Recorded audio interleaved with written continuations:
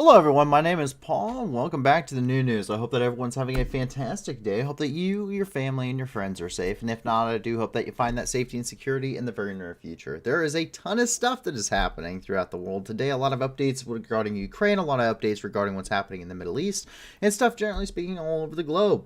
And of course, you know what that means. Usually whatever makes the news is stuff that's a lot of suffering. So we have two goals here at the new news. Our first goal, of course, is to be informative to you as to what's happening in the world around you and generally speaking where it's taking place.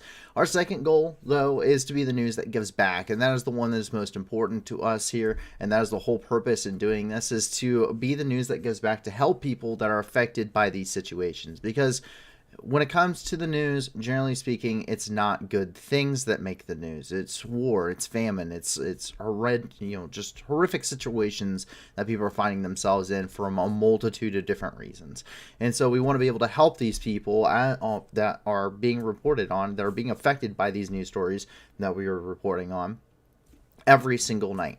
And the way that we're able to do that is through you guys. So please be sure to check out the video description. There's a ton of different links down there. We're constantly looking for more. So if you have more organizations to add to that list, please send them over to a staff member so we can get the vetting process ongoing. All of those links go to different organizations throughout the globe, whether you're talking about supporting the war effort or humanitarian efforts inside of Ukraine. If you wanted to support different humanitarian efforts ongoing inside of Africa or in Southeast Asia or anywhere else in the world, we do have a ton of different links down there for you guys. So 70% or more of all the donations that those organizations receive do go directly to their programs, meaning they go directly to helping people, with 30% or less actually going to things like salaries and administration costs. Many of these organizations are upwards in 80s and 90 percentiles of what they are actually providing to the end user, providing to the people that need this aid. So quite a lot of great organizations. Please keep them coming. If you can't give a lot to these organizations, give a little. If you can't give anything at all, that's okay too. One of the biggest things you can do is to help us grow this channel, because the reality is the more people that come here, the more people that watch this become informed about what's happening in the world and have an opportunity to give back, the more good that we will have, the more of an impact this channel and this wonderful community that you guys have built will have an impact. And that has been amazing to see so far. It's been amazing to see what this community has been able to do, and I cannot wait to see what happens in the future. We want to be able to put a live stream on we want to be able to, with these live streams, have a fundraiser attached to all of them. However, we got to get to that point first, and you guys have been amazing in helping us do that. I cannot thank you enough. So that subscribe, sharing, commenting on all of this stuff, it really does help. It really helps this project and what we're trying to do here, and I can't thank you enough for what you've already done, and even more so for the support you have shown for the organizations. Just from talking to people offhand, a lot of amazing things ongoing there, a lot of really great donations ongoing there. So thank you guys with all of that. But as we get ready to roll into the news here, if you are joining us live tonight, please feel free to ask questions. I'm always willing to answer questions that I'm seeing popping through my live chat here tonight. And I am watching the live chat as we were going through the stream. I'm looking for those questions and comments that come through from you guys as the viewer. And I'll be more than happy to answer them to the very best of my ability. And if you are new here, then you may be wondering, what are my expertise to be able to talk about this? Well, luckily, a lot of this stuff, luckily for at least us as the channel, a lot of this stuff has to deal with, unfortunately, conflicts in war zones and anti-terrorism measures and things like that. And I happen to be very well versed in that. I served in the Marine Corps between 2016 and 2020. I served as an 0352 anti-tank missileman and a corporal with 2nd Battalion, 7th Marines out of 29 Palms, California. There, I did 2 tours to the Middle East. My first tour to the Middle East between October of 2017 and through March of 2018. I was there in Syria for about 4.5 months, a month and a half spent in Kuwait during transit, where I was part of Operation Inherent Resolve. I worked with Special Operations Forces and coalition partners there in the northeastern part of Syria, specifically Al-Hasaka and Diyar az-Zor provinces, where I was assisting in the fight against the Islamic State and stabilization efforts, as well as basically keeping the peace between the SDF and the pro-Assad forces to the south of the Middle Euphrates River Valley. During my time there, we had several different run-ins and incidences, plenty of stuff to definitely draw back on, a lot of real-world experience, and in fact, including a lot of providing medical aid to civilian casualties while I was there as a result of a lot of different issues that were ongoing and a lot of different attacks that had happened. After that, spent about 2.5 years running an armory inside of the company for me back here at Garrison in the U.S. I was in charge, of course, of doing my job, but I had an extra billet running an armory. I was the NCOIC, or non-commissioned officer, in charge of the weapons company armory, and oversaw all of the maintenance, repairs, and all of the logistical challenges that come with that. After that, I redeployed back to the Middle East as the Javelin team leader for Crisis Response Company out of Kuwait, and there I spent the majority of my time from October of 2019 through March of 2020. As part of Crisis Response Company, I was deployed to the Baghdad Embassy complex on New Year's of 2020 when 4,000 protesters attempted to overrun the U.S. Embassy and it was attacked by the Kataib Hezbollah organization, a popular mobilization force in Iraq. There, I oversaw all anti-armor operations over the Baghdad Embassy complex, as well as provided security and assistance to the U.S. Embassy itself in order to maintain its security there and also prep for possible evacuations of embassy personnel from Baghdad. After that, I went directly down into the Red Sea, trained Saudi Arabian Marines preparing to deploy to Yemen to fight the Houthi rebels as part of that Saudi coalition, as well as to work with and integrate more with special operations forces there. And after that, I came back home and immediately got out. I now work as a logistical coordinator for a freighting company, and so with that, I am very well versed when it comes to logistics as well. So I am a subject matter expert in anti-armor warfare and armor doctrine, but I'm also a fully cross-trained machine gunner, fully cross-trained rifleman, a partially cross-trained radio operator, as well as a CLS or Combat Lifesaver Certified Marine, meaning I've received additional medical training on top of what most Marines will receive, and I do have battlefield real-world experience in providing medical aid to those casualties, as well as with a number of other things.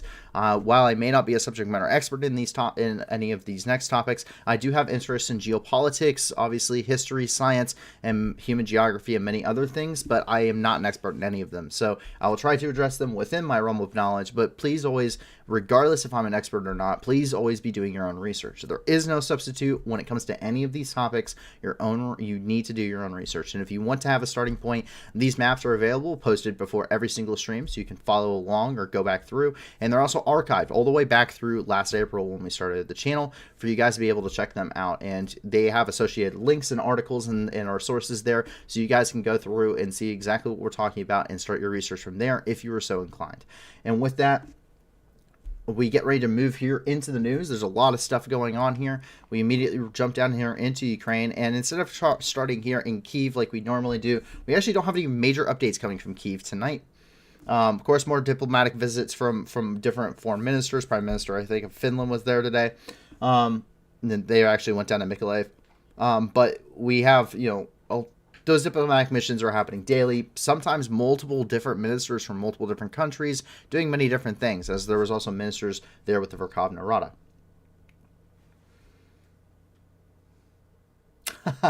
See, we already have a question coming. So as an armorer, what percentage of troopers avoided you when they cleaned weapons and tried to turn them in? Well, we are Marines, not troopers, so we're not in the Army. And I was not an armorer. I was an armory custodian. I was technically the chief armory custodian of Weapons Company Armory. An armorer and optics techs who also work in the armory are actual MOSs. And so I technically couldn't do what they do, though of course working with them for so long and so closely on many things, you do pick up things and you do help around, of course. It's just the tricks of the trade, of course. When it comes to avoided, I have had $20 bills slid into the empty chambers of rifles and things before, but at the end of the day, I actually got commendations and stuff for my time in the armory because I passed with really good marks, different inspections, including the Commanding General's Inspection Party, or CGIP, PHASMO, which is Headquarters Marine Corps inspection, as well as LRE, which is the inspection for the 1st Marine Division. So I did a lot. So I kept my armory I ran a very tight ship, very long hours, a lot of time in that, and I actually ended up writing an informal custodian handbook, which is now used by the 7th Marine Regiment, which is pretty awesome. So, but yes, not necessarily avoided me. I was really good friends. Of course, I had also had a boot workup prior to that. Junior Marine. As a junior Marine, I had a workup. I was a boot working up with the guys prior to me actually going into the armory. So I had a really good rapport with all the seniors and, of course, the junior guys that came in after me. Of course, were listening to. They're seniors, and so it wasn't that hard to deal with. It was just, of course, the onesies and twosies that just didn't quite get what they needed to do right away there. Anyway, going back into the news here, we jump immediately over into Kharkiv. And of course, the topic of the night is brutal attacks on civilians. And that is what we've seen throughout the entirety of this war, is just brutal attacks on civilians constantly. It has been absolutely horrific. And we see nothing less. Kharkiv has been secured for months now, since last July, since prior to last July. In fact, the fact of the matter is that the Russians, despite having no tactical or strategic importance here to do any of these attacks, they launched what appears to be S-300 missiles there at the city of Kharkiv. Of course, these landed in downtown in residential complexes. At least one woman was killed, with another 3 civilians being injured. These had direct impacts on different civilian residential structures, including a residential high-rise building. Coming from Amin Dzepar, who's the first deputy minister of foreign affairs there in Ukraine. Sorry, I have misplaced. That is the wrong link. We will get to that one later. Here it is. This is from the first response as of last night.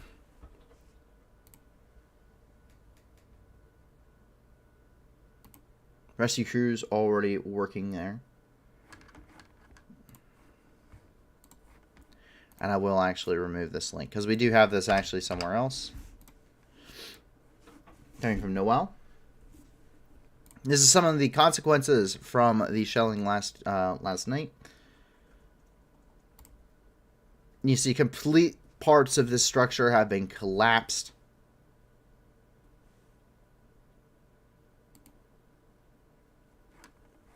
And of course, there's also a child's playground right outside. You can see this is the outboard part of that structure. You can see this entire section here has collapsed. This took a direct impact from what is suspected to be an S-300 missile. Once again, you can see that destruction again there.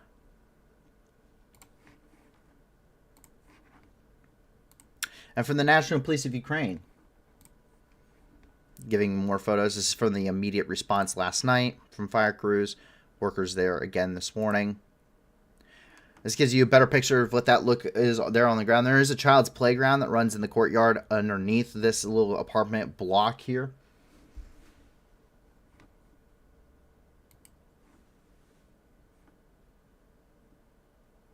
Just absolute and complete destruction once again. The S-300 missile was not designed for the role it's being used in now. The S-300 is a surface-to-air missile battery. It's a surface-to-air missile, I should say, part of the S-300, S-400 missile batteries. The S-300 missile is meant to engage aerial targets, what you're talking about incoming ballistic or cruise missiles, as well as aircraft. The S-300, because of a depletion of their stockpiles of purpose-built caliber cruise missiles, KH-101s, and associated other missiles, what we have seen is that they have taken stocks of the S-300, which they have in large quantity, coming a lot from the Soviet area as well, and you see that they are starting to use these against ground targets. The issue is that they aren't exactly very accurate. They're not meant to be accurate. They do carry quite a significant warhead, though, and that is the main key factor here. There is no strategic or tactical importance of shelling Kharkiv with some S-300 missiles. It will not make any meaningful difference in the war whatsoever. And it's not the point. The point there is, one, to keep everyone on their toes, essentially, keeping Ukrainian civilians in fear of still being struck, despite where these locations have been relatively safe for a while now. You see that also in places such as Sumy, such as Chernihiv, such as Vinnytsia, which has never been under any kind of direct threat except from cruise and ballistic missiles. Same thing, of course, with Kyiv, too. And so we will continue to see civilian casualties throughout the duration of the war in areas that are relatively very far behind the front lines. Russia horrendously shelled Kharkiv even after their artillery was no longer within range of the city, prior to the Kharkiv counteroffensive really taking place back in last July. But that brings us right down here and into the Donbass, right here into the Luhansk and the Donetsk Oblast. We'll start off with the Luhansk Oblast because we have an interesting update. This is, of course, just general speaking, the entirety of the Luhansk Oblast. Quote, Russian occupiers are forcibly deporting Ukrainian citizens from the villages of temporarily occupied Svativsky district of the Luhansk region. At the same time, Russian soldiers are moving into vacant houses. End quote. And that comes from the press service of the Luhansk Regional Military Administration. This is further backed up by the head of the Luhansk Regional Military Administration, Serhiy Haida, who has stated this on his official Twitter. Once again, this is forced deportation of peoples, and forced deportation of peoples is a war crime under the 1949 Geneva Conventions, and to do so systematically, according to the 1993 Rome Statute, by definition, is also to be a crime against humanity. But that brings us directly down here and into the Donetsk region, where we see the majority of the fighting ongoing right now. This is the bloodiest sector of the entire war, especially when I'm talking about the Bakhmut sector. Of course, we have to get our daily Donetsk update from Pavel Kolenko, who's the head of the Donetsk Regional Military Administration, and he stated, quote, on January 29th, the number of victims of Russian army in Donetsk Oblast increased by 1 killed, 1 injured. And this came out at 8 a.m. local time this morning. He puts this out both in Ukrainian and in English for all viewers to be able to see, and you can see that the injured individual was in Chasiv Yar, while Krasnohorivka, which was also shelled, also saw 1 killed. So far, since the beginning of the invasion by the Russian forces on February the 24th of 2022, 1,335 Ukrainian civilians have been killed, and 2,930 have been injured. This does not include areas such as Volnovakha, city of Donetsk itself, Alchevsk, Mariupol, where we know tens of thousands of people in Mariupol alone have died because these areas are under occupation and the deaths cannot be confirmed.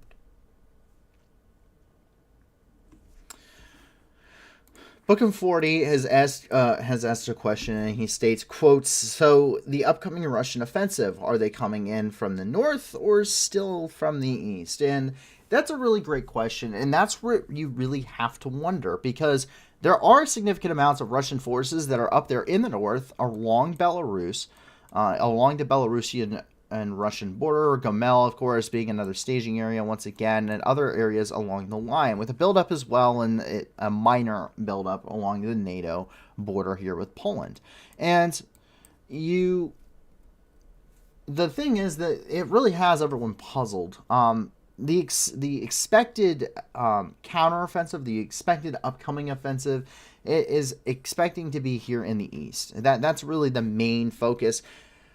But it is expected that there will be offensive maneuvers, or it's debated, I should say, that there should be maneuvers coming from the north from Belarus as well, once again. This is less likely to be for any strategic or tactical gains in the north, but more so for things such as pulling pressure off of the Donbass in order to allow for Russian forces already concentrated in the area and reconcentrated for a spring offensive to gain ground there in the south once again, in that south and eastern part of Ukraine. The Donbass, Luhansk, Donetsk, places where they have been systematically pushed back. Now, this is all hypothetical, because the reality is that most of the Russian main forces, some of their best forces that they had, were already completely annihilated at the beginning of the war. Russian forces are so deteriorated in their makeup now, they are no longer deploying as battalion tactical groups. They exist only in name now. They're technically right now deploying as mechanized and motorized rifle companies and rifle regiments, not so much as legitimate battalion tactical groups. It's very closely related to a brigade, for instance, for a Western power. So we're not really seeing that kind of a focus. We're not seeing that ability from the Russians anymore, and it's probably not going to go their way, especially considering we know that there are Ukrainian forces in significant number that are actually located on that northern border, with the expectation that this is a very real, dangerous possibility. And so, unlike on February the 24th, this time the Ukrainians are prepared, and the Ukrainians are ready and waiting for them. Getting back down here and into the battlefields of the Donetsk region, We start off here in Solidar, where secondary positions are currently, for the most part, holding. Ukrainian forces have moved into secondary defensive lines around the city of Solidar in efforts to contain Russian forces in and around the city to prevent them from breaking out and causing more of an issue. At this point, these lines are continuing to be extended in efforts to maintain their posture around the city of Bakhmut as best as possible. We'll get to why that seems to have an issue here shortly. The lines, that way, they're trying to restructure these defensive lines in order to maintain that northern flank, which is currently seeing a lot of additional pressure that we weren't seeing several weeks ago until the fall of Soledar properly. However, some of these lines have failed in some locations. Keeping at this point, Soledar is almost completely cut off from friendly forces to the south, and contact on this line has actually lessened over the past few days, as we can tell, partially due to inclement weather, which we see popping up around there, but also partially because their force concentrations have shifted away from the Soledar area and back into areas around Bakhmut and other parts of the line. This is coming from a Ukrainian secondary trench line, very freshly made here, and this you can see those conditions that I'm talking about, the inclement weather that's making maneuver for both sides difficult, but this is the secondary Ukrainian line. Спроба русні розібрати нашу позицію. Ну, це все було біле, тепер чорне. Так. Трошки пошматували. Печеньки вкусні засипали, сволочі, блядь. Хрустять тепер на зубках. Всі цілі, живі, здорові. Тоже довбануло ямочку, оставили на херу. Тут довбануло, тоже оставили ямочку на херу. На самом ящике будет написано. У нас так просто не взять. Спроба. And so also, I don't know if you noticed what I just did, but if anyone sees Rob pop in here and say rip it, you can tell him I already did. But that is the situation there around Solidar. And now, Ukrainian forces are essentially cut off, though, from Solidar and Bakhmut. Those lines have collapsed in the center, and that's around here. This is Blahadin.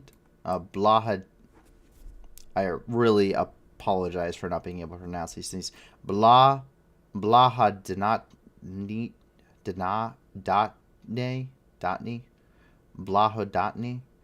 Okay, there we go. Ukrainian forces. So the northern flank has collapsed. This is what I'm getting at here.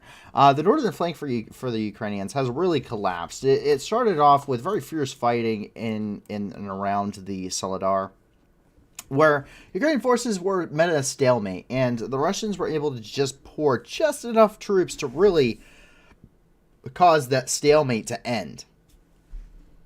And what we're seeing here is that now that the Soledar has fallen, which is the anchor point for that northern part of the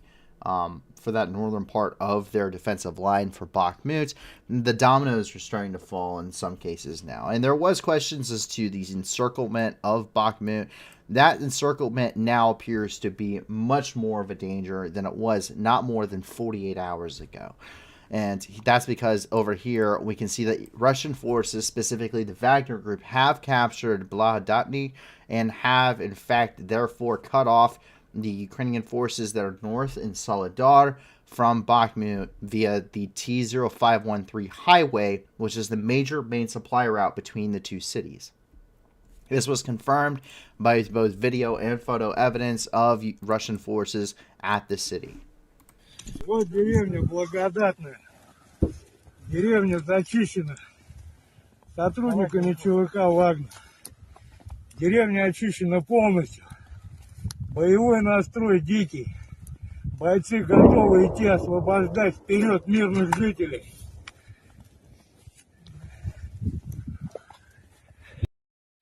Вот деревня.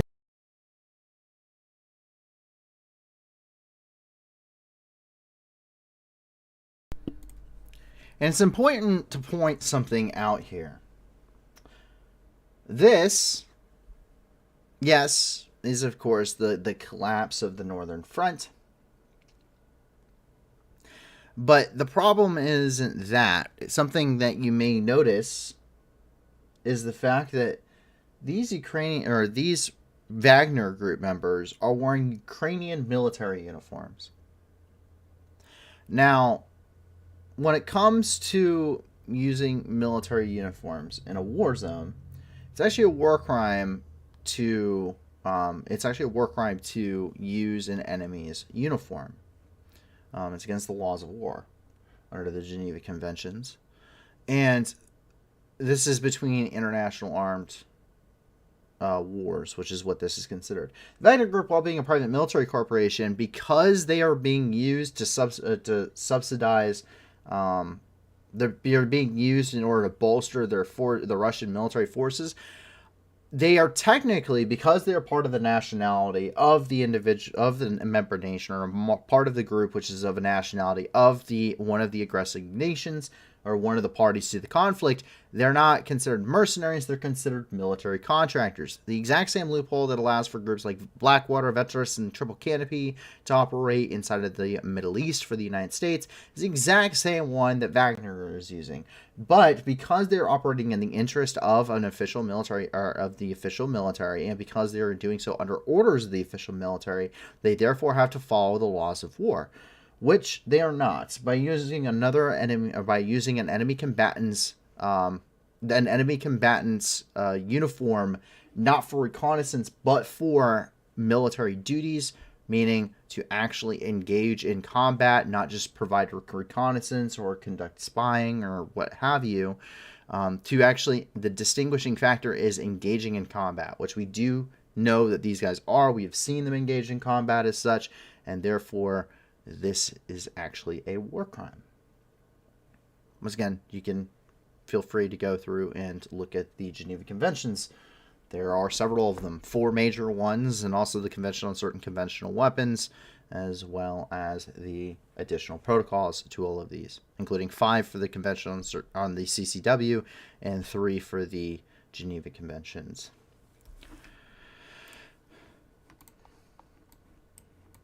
It's essentially committing perfidy, which is it's in the same kind of mindset. Perfidy is pretending to surrender.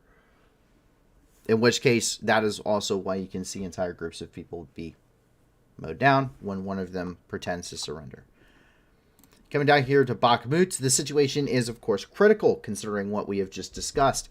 The defensive situation around the city of Bakhmut, its defenses continue to grow more and more critical with each passing hour. Ukrainian forces, while remaining strong in the city, continue to lose ground on their northern flank, putting the city's defense in jeopardy.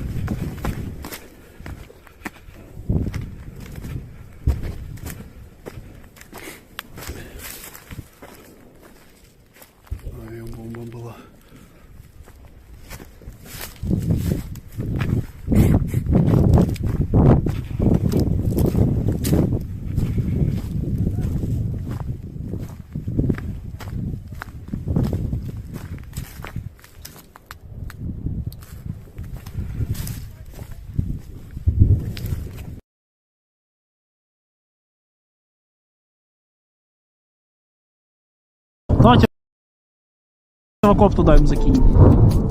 Подведем.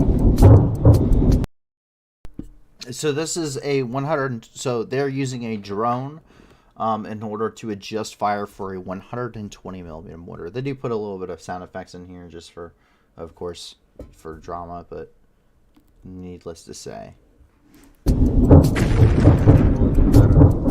Хороший, слушай. Попадання. Призум? Да, Покажи. попадання. Еще. Попал. Красота. Четко в центр. Можешь повтори. Будешь повторить. Повтори, стоп, попадання по тим самим. Призум. Хорошо, что было видно. Еще. That's why you don't dig straight trenches. But it's just them adjusting fires on that target. Obviously getting very good second round effects. Да похуй, бля!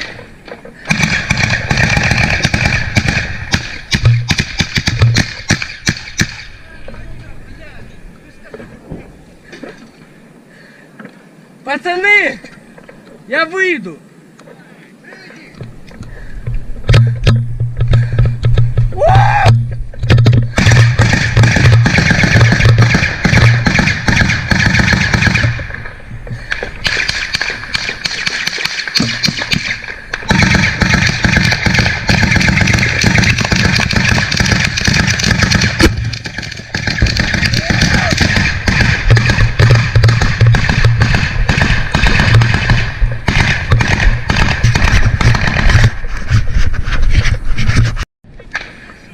Да похуй!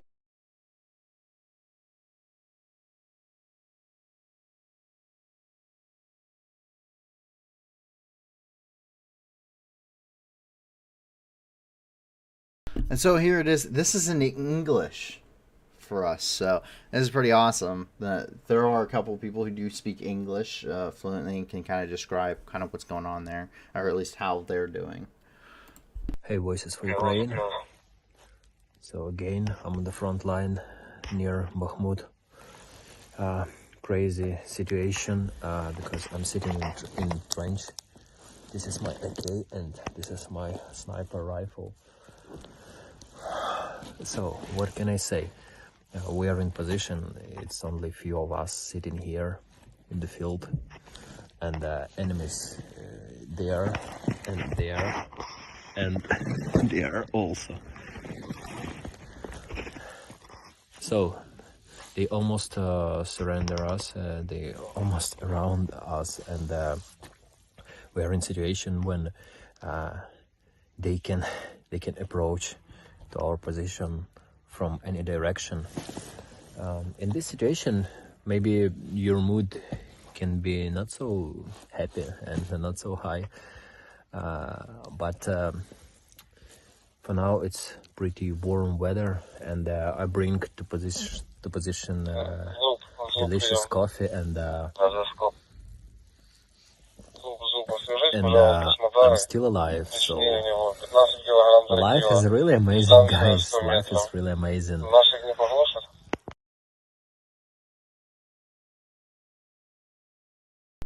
Well, we're surrounded. Oh well. That's pretty much how that goes. So this is volunteers evacuating civilians from Bakhmut. Yeah, it's a doozy.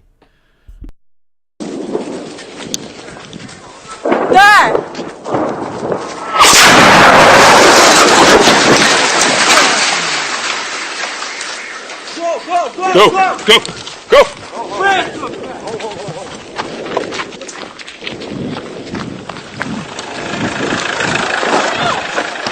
Open the door! Go! Need more. Go! Go!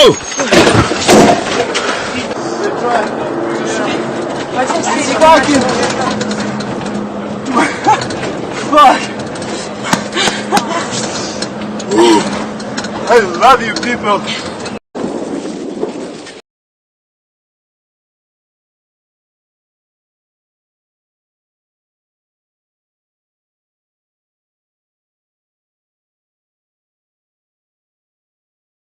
I mean, is Zephyr releasing some photos that are coming from Bakhmut as well?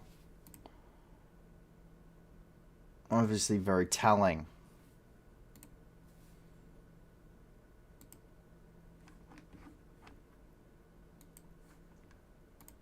General Staff of Ukraine releasing a lot of the same photos, some of them very similar, of course, coming from the Ukrainian government. But absolute just disregard. It has been just continuous indiscriminate bombardments of this city.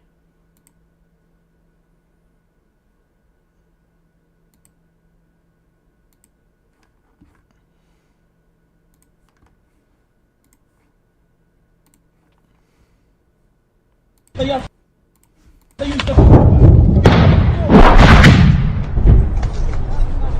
ребята, давай, вообще да. На прикрытие. Давай. Марк, видишь, ту аргинда. Киши меня. Марк, давай. Пошел, дистанцию, пошел. Давай, прикрытие. Давай. Давай. Помогайте, бля. Все, двое остались. Не надо так много. Ты за мной, бабусь? Давай, пошел, Марк. Да вот еще один идет. Перебать. Давай, давай, перебежками направо, зашли. Да что вы спите? Пошел. Давай, не пошел. Давай, давай.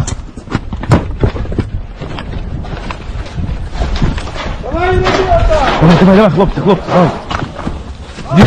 Главное двигаться, пацаны, хорошо, все, главное двигаться, давайте. Давай.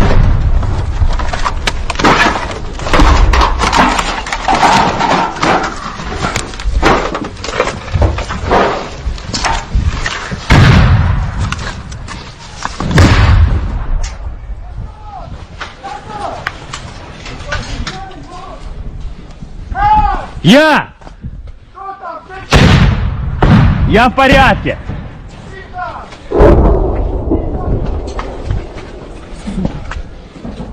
Ой, пидорас. Все целые, так впереди. Че? Давай, Бара, давай.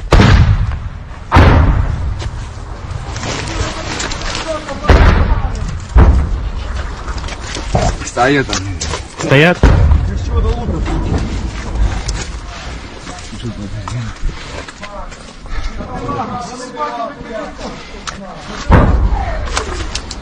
Далеко. Ник, все хорошо, брат. Ты целый? Все нормально. Все, контролируй, чтобы они без нас не ушли. Все нормально.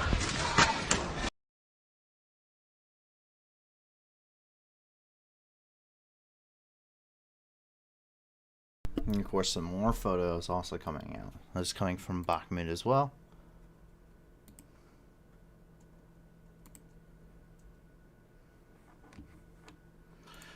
So obviously, not a great situation. It's a pretty terrible situation, actually. Partially encircled around Bakhmut. Lots of ground just got taken. They're cut off on their northern flank. But not necessarily a situation Ukrainian forces haven't been in before. In fact, they've been in much worse. You look at, Kharkiv, you look at Chernihiv, Sumy, you look at Kyiv at the very beginning of the war. Been in much worse situations, I would say. However, it is definitely starting to not go the Ukrainians' way. That is definitely, to say the least. There have been several major setbacks. The loss of Soledar, the loss of Blahatanin, Tinye, is just, that's going to be a major thorn in their side. That's going to be very difficult to defend.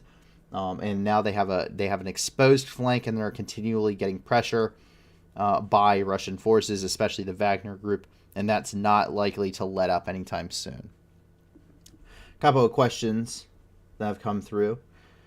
Coming from Bookham 40, does Ukraine have their own uniforms, or are they using British since they are mostly trained by them? They actually have their own uniforms. The Ukrainian military uniform is kind of an MTP color, and we can actually go back and take a look at this. This is Wagner members that are wearing Ukrainian uniforms. It's kind of a cross, so you can see it's this MTP kind of camouflage uniform. Not quite the ACU that was used during that, aka your grandmother's couch is the only thing that ever blended in with, that was used by the U.S. Army. So I have a cross between that and the flora pattern for the Russian military. It's kind of a cross between those two. It's definitely a lighter uniform, but it actually kind of works in their environment. So that kind of works. Even though it seems like it's more of a desert color, given the environment that we've seen them fight in, it's good at distinguishing, but it also blends in pretty well too.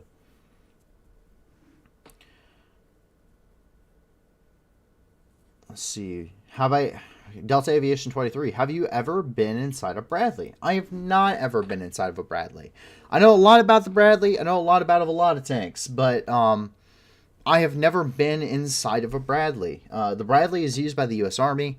I was definitely with Special Operations Forces with the U.S. Army, but never where I was at did we have any heavy support like that. The heaviest support I ever had for any mission was MRAPs. No kidding, MRAPs. The Navistar Max Pro, MAP-Vs, stuff built by Oshkosh. That was the heaviest support I ever got for any operation that was for ground base. So anything heavy guns or anything, that was all me. That was all what we had trained to do. That was what specifically my platoon did, was matted operations and anti-armor engagement. So that was that was what we had. We didn't have tanks or Bradleys or LAVs or anything else kind of rolling around. Just during training did I ever have LAVs or anything like that with me. I never had, during any actual operations, ever have any heavy vehicles. But yeah, been seeing the inside of an LAV, never been inside. Same thing with AAV before they stopped getting used. We had tracks, seen inside of it, never been in it. Seen the Abrams in action when the Marine Corps still had them and still used them. Never been inside of an Abrams tank. Been on top of an Abrams tank, but never inside of an Abrams tank. Not that I really want to go in there. Those guys, most of them had M1A1s, which didn't have air conditioning, and I can only imagine how horrible that is in 115-degree heat in the summertime of 29 Palms. So I've never been inside those, so I can't tell you. But I've seen the inside of them, but it's not comfortable. Most military vehicles aren't. They're not built for comfort, generally speaking. They also don't carry a lot of guys. They're made for carrying scouts, which is about a team reinforced, about 6 guys. You would think all evacuations would be done by now. You would be correct, but this is something that Pavel Kolenko actually hits on all of the time. He hits on it all the time. If we actually go to his Twitter here and go to his thing, let's see here.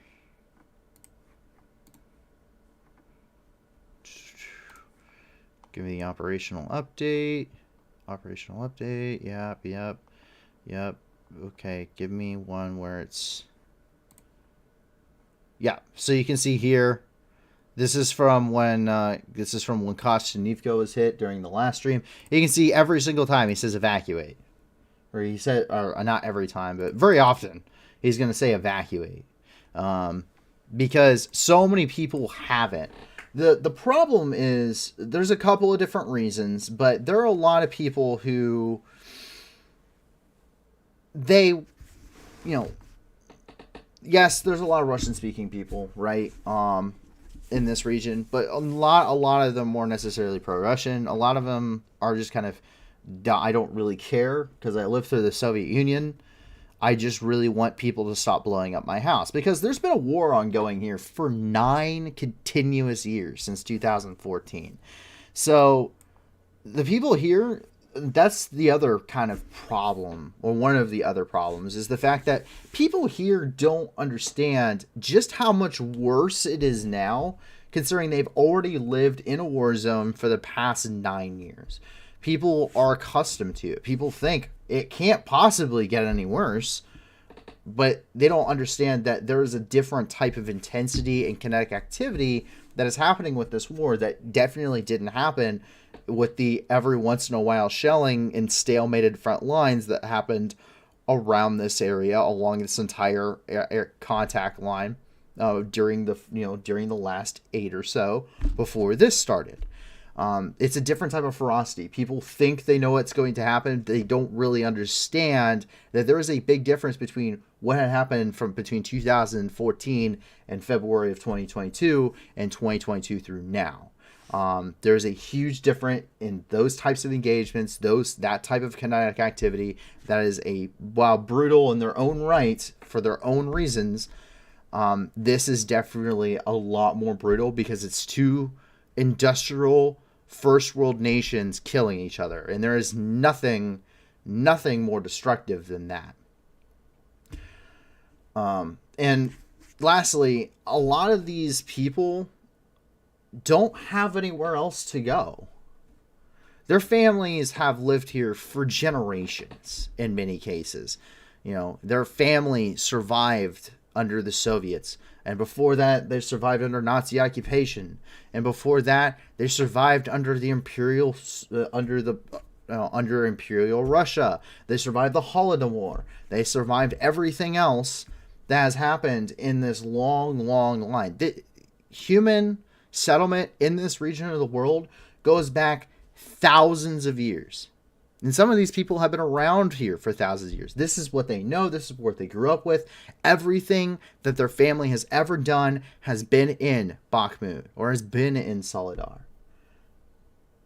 And that's a factor.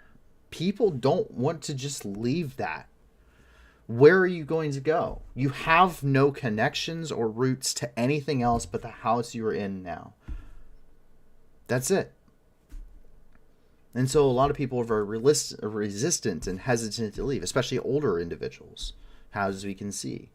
There are first responders that were killed in Soledar, but about a week ago, who their funeral was today.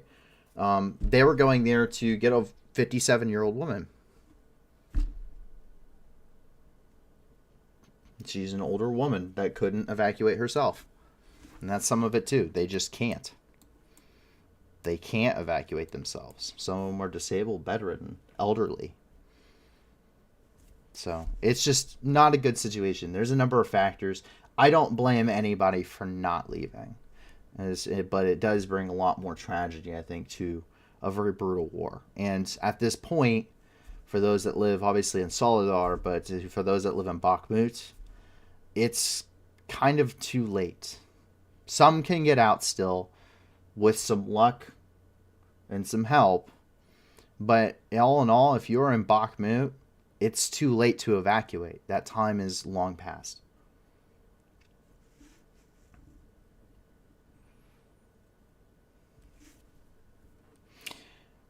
We jump down here and into Marinka. This is what is left of Marinka. Marinka has been on the front lines of this war since the day it started. And really since before that. Marinka has been, in fighting for a very, very long time. You can see the scars of war having already damaged some of these locations prior to the war, prior to the invasion back in the beginning of last year. But for the most part, Marinka was still a city. It was still thriving. And for the most part, everything was generally speaking okay. Maybe not as okay as, say, what was happening down here over in Kurakove or in some of these more rear line areas. But definitely still a very thriving town. The war was still a little bit further off. It was still closer to Donetsk. Marinka doesn't exist anymore. The city of Marinka is gone. There is no Marinka. It sits here on a map for you to be able to look at it and go, this was once a big, thriving city, a suburb of the city of Donetsk. That is gone. In fact, dare I say it, but Marinka is probably more destroyed than Mariupol ever was. There is no Marinka. Literally pounded it to dust, and it's continued to be pounded to dust under constant bombardment. Constant 24/7 artillery bombardment with some of the most powerful weapon systems that the Russians can throw at, including the TOS-1A thermobaric munition, not once but several times throughout the duration of the war. And you don't have to take my word for it. This is what's left of Marinka. Literally piles of rubble, pounded into literal dust.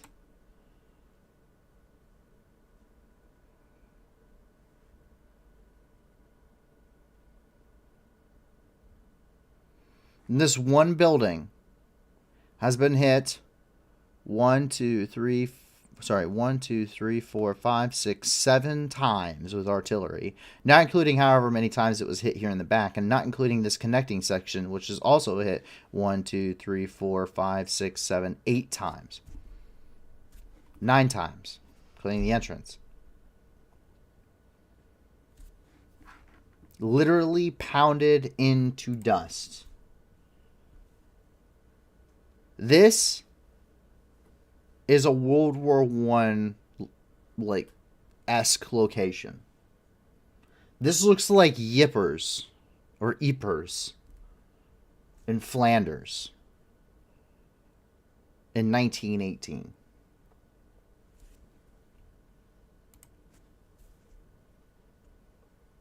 You can see that bombardment doesn't stop. You can even see a smoke cloud back here too. This is that next point here. This is, once again, this is Marinka. Or should I say, what was Marinka? Once again, dare I say, this city has been more destroyed than Bakhmut, than Lysychansk, Severodonetsk. Dare I say, even more so than Mariupol. There isn't anything left. It looks like Hiroshima after the bomb was dropped.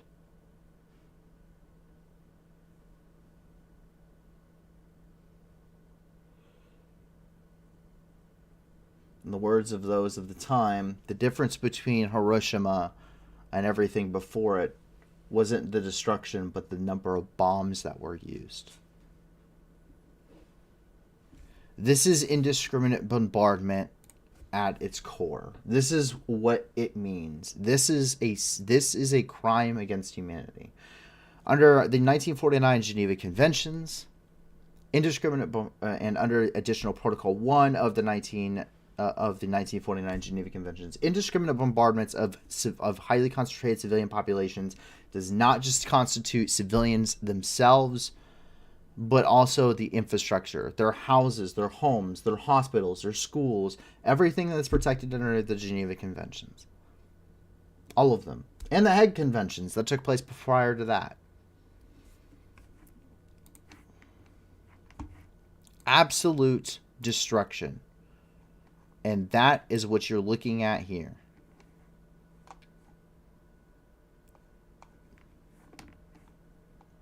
That is the same place. And because there isn't enough left of Marinka to pound into dust, they have now shifted their fires to continually shelling Kharkov, which lies approximately 11 miles behind the front lines. It was shelled once again, leaving one person wounded. An indiscriminate shelling ended up striking residential areas of the city.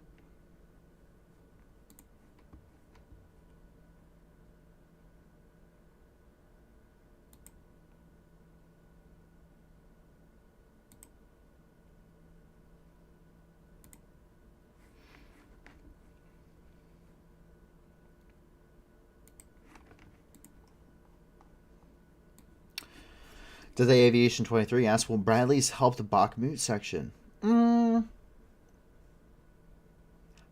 Yes and no. Though I don't think for Bakhmut that Bradley's really bring a whole lot to the fight that isn't already there. Bakhmut, you're not looking at really the Bradley being used in a way that something else isn't being used equally as well. The Bradley would provide additional gunfire support from its 25mm main gun, but really nothing else. The Bradley is probably a little bit more of a detriment. Bradley has a very high silhouette,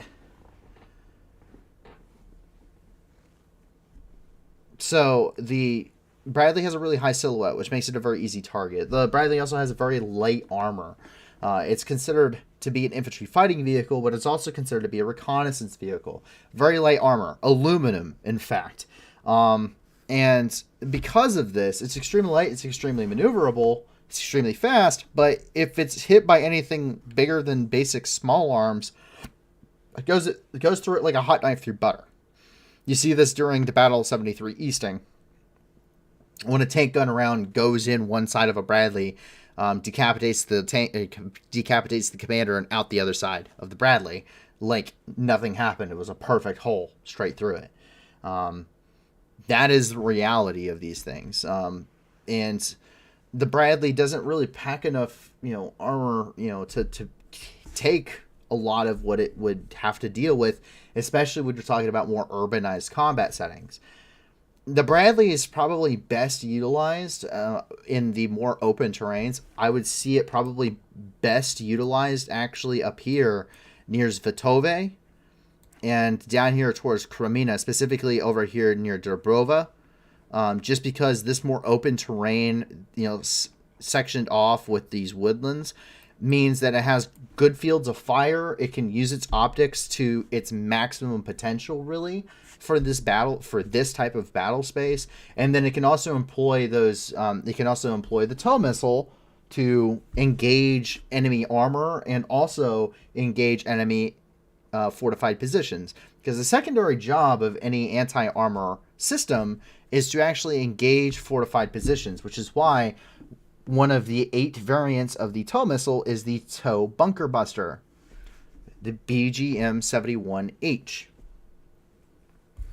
So that is really what the best utilization for the Bradley is going to be, because in an urban terrain and urban combat, yes, it can be good, but it doesn't bring anything to the fight advantageous as opposed to anything really being used now.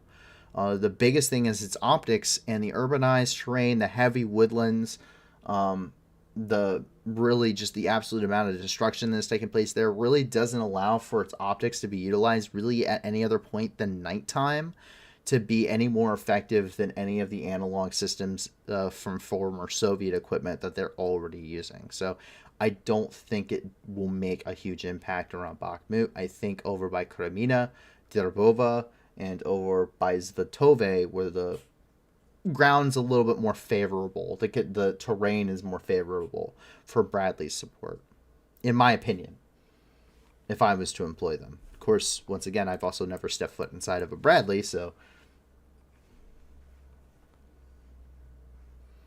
What does Ukraine in the front line need to win/push back? Ukraine needs a lot of things, but it doesn't mean they can't do it now. The problem is that the Russians can tank the losses pretty well. And that's historically proven multiple times over by about every Russian endeavor in warfare ever done throughout the 18th, 19th, and 20th centuries, to include the Napoleonic Wars, to include World War I, to include the Bolshevik revolutions in the Russian Civil War, to include World War II. The Russians really have this history of just, they will run out of ammo before we run out of men mentality. And what it will take is decisive engagements, decisively neutralizing large forces of Russian troops, I think, probably, to break the deadlock. Western main battle tanks will definitely help that because of optics and better sensors and everything else, better survivability than other tanks. Not necessarily, outranging, outgunning any of these tanks inherently, but by just having better awareness and situational awareness about what's going on, and being able to survive what damage it does take is really the important factor, I think, there. And I think modern aircraft will help that too. Being able to engage and provide better SEAD missions, suppression of enemy air defenses. I think engaging Russian aircraft in a very, very much advantageous dogfighting with, say, the F-16 versus the MiG-29. The MiG-29 has certain maneuverability factors into it, but overall the F-16, even as a fourth-generation fighter aircraft, is inherently better. It's made for air superiority in establishing that. The MiG-29 doesn't maintain nearly as many sensors. It's much more analog still, as is most Russian equipment. And so, generally speaking, they operate in areas heavily where they can heavily engage air defense systems to overwhelm the threat, which is the Soviet ideology for, in the case of a war with NATO, is that their fighter aircraft would actually be double covered in a dogfight by the air defense systems and baiting NATO aircraft into air defense range. Which is why you see Russian aircraft, generally speaking, not operating outside of air defense range because of the risks.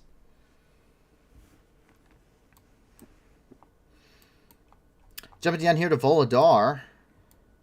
Volodar, the fighting here does continue. Heavy Russian artillery bombardment and increased mechanized assaults paint a very grim picture for the city of Volodar. While still in control of Ukrainian forces, Russian troops appear to be attempting to exploit having fixed large quantities of Ukrainian troops in and around Bakhmut's defensive line. This goes back to what we had originally said before a lot of the major developments around Bakhmut of it's not strategically important anymore, really doesn't matter, but it will increase in importance for both sides throughout the duration of the conflict as more troops get built up here. That is really what we're starting to kind of see is both the Russians and Ukrainians both devoted a large amount of forces to Bakhmut. The Ukrainians really fixed their positions around Bakhmut. This is called a fixing force. You draw the enemy's attention into one area and allows you to engage in another before they can respond properly because they have dedicated their reserves to somewhere. That would be here in this 23-mile slugfest. Volodar, now here to the south, is in a very precarious position. It is still defended. It's still defended very well, and so far the assaults have been repelled, but the forces that are engaging Volodar are growing daily, and we're seeing these attacks increase daily, including large mechanized assaults, which so far have been repelled by Ukrainian forces, but could easily be pushing closer and closer to the city, and that's reportedly what is happening, but of course those are coming from Russian sources, and Russian sources haven't always been the most truthful to it. But we are seeing where there is definitely an issue. And there was fighting on the direct outskirts of Volodar not very long ago. So that's the situation down here. Volodar, they're being fixed in place. The Ukrainian forces are fixed in place around Bakhmut and therefore cannot be dedicated to a fight somewhere else, such as if there's an attempted breakthrough at Volodar.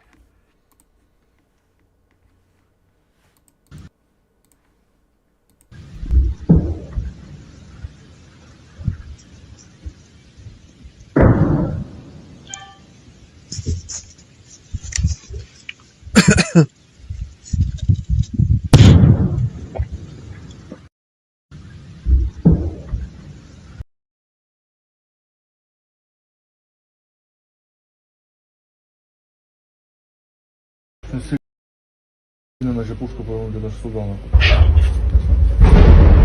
Музиканти, бакс, прийом. Він в'їбав. Только куда нахуй? Тільки хуй пойми куди нахуй. Музикант не туди в'їбав.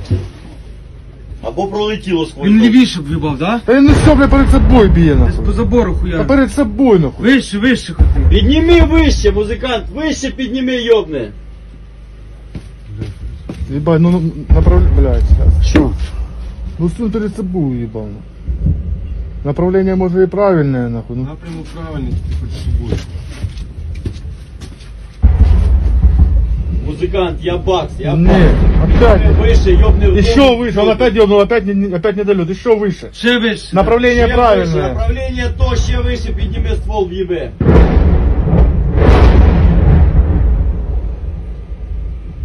Що? Є! Нет, А, следующий, блядь, следующий дом. Чуть правіше, дай йому. Чуть-чуть правее. Музикант чуть-чуть правіше одного, огонь! А ні, блядь. Или подожди, или той. Блядь,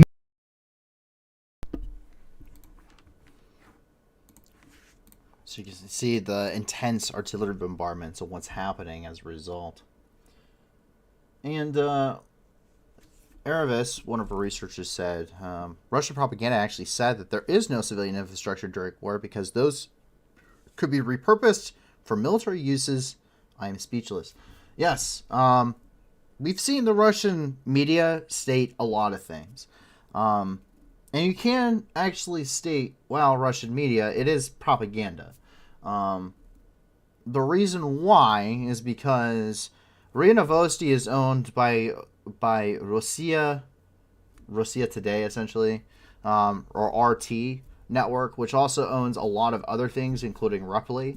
But they also own, but you also have, and we'll actually get to this here in a second. You also have like NTV, which is owned by the only independent media organization, which is Gazprom Media, the largest independent third-body board-owned media corporation. Except Gazprom Media is a subsidiary of Gazprom. Gazprom is a majority state-owned basically energy organization, majority state-owned, similar to the ideology of Saudi Aramco and Saudi Arabia. So technically, because Gazprom is mostly state-owned, therefore Gazprom Media, a subsidiary, is mostly state-owned, which therefore NTV, a subsidiary of the subsidiary, is also state-owned. So it's the illusion of choice, but it's all state-run. TASS has been state-run since 1908. Russia Today, same thing. RT, which therefore includes, like, once again, Reply, as well as like 18 other channels, including Russia One, which is like the biggest one that we see that stuff coming from, which is why you see Simonian talking on it all the time. Being the editor-in-chief, she is part of that political machine. So it is technically propaganda. There is the illusion of choice inside of Russia. Even the independent media is technically owned, because as a subsidiary of the government-owned thing, doesn't make it not the same thing. It's still owned by the government in some way, shape, or form. So, yes, it's all propaganda. Yes, we've heard them say, let's nuke Washington, D.C., and let's invade Berlin all over again like it's World War II. But, yeah, the Russian propaganda is wild. But their mentality, the ideology, less of what they're saying, but more of the mindset behind what they're saying is really the very scary part, and also the kind of upsetting part. It is the complete lack of care for human life. This the complete apathy for what is happening on any kind of level. It is the want to just kill, and that's it. There is no, for a purpose. It is to just, let's just kill so-called Nazis. Let's just kill and nuke Washington, D.C. There is no, like, good purpose behind it. There is no, let's go do this because of this. It is, let's go do this. Period. Which, by the way, having, Goebbels also killed himself and his wife and his children at the bunker in Berlin. But the reality is that there were propagandists who were tried for war crimes and dissemination and perpetuation of those war crimes under the tribunals post World War II.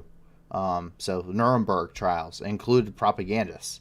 So should it ever escalate to that point, should we ever get to that point, Simonian and everyone at RT, everyone at TASS, everyone at RIA Novosti, everyone at Reply, everyone at NTV, everyone at IZ could be actually tried for continuing propaganda for possibly the crime of genocide, which would be a crime against humanity.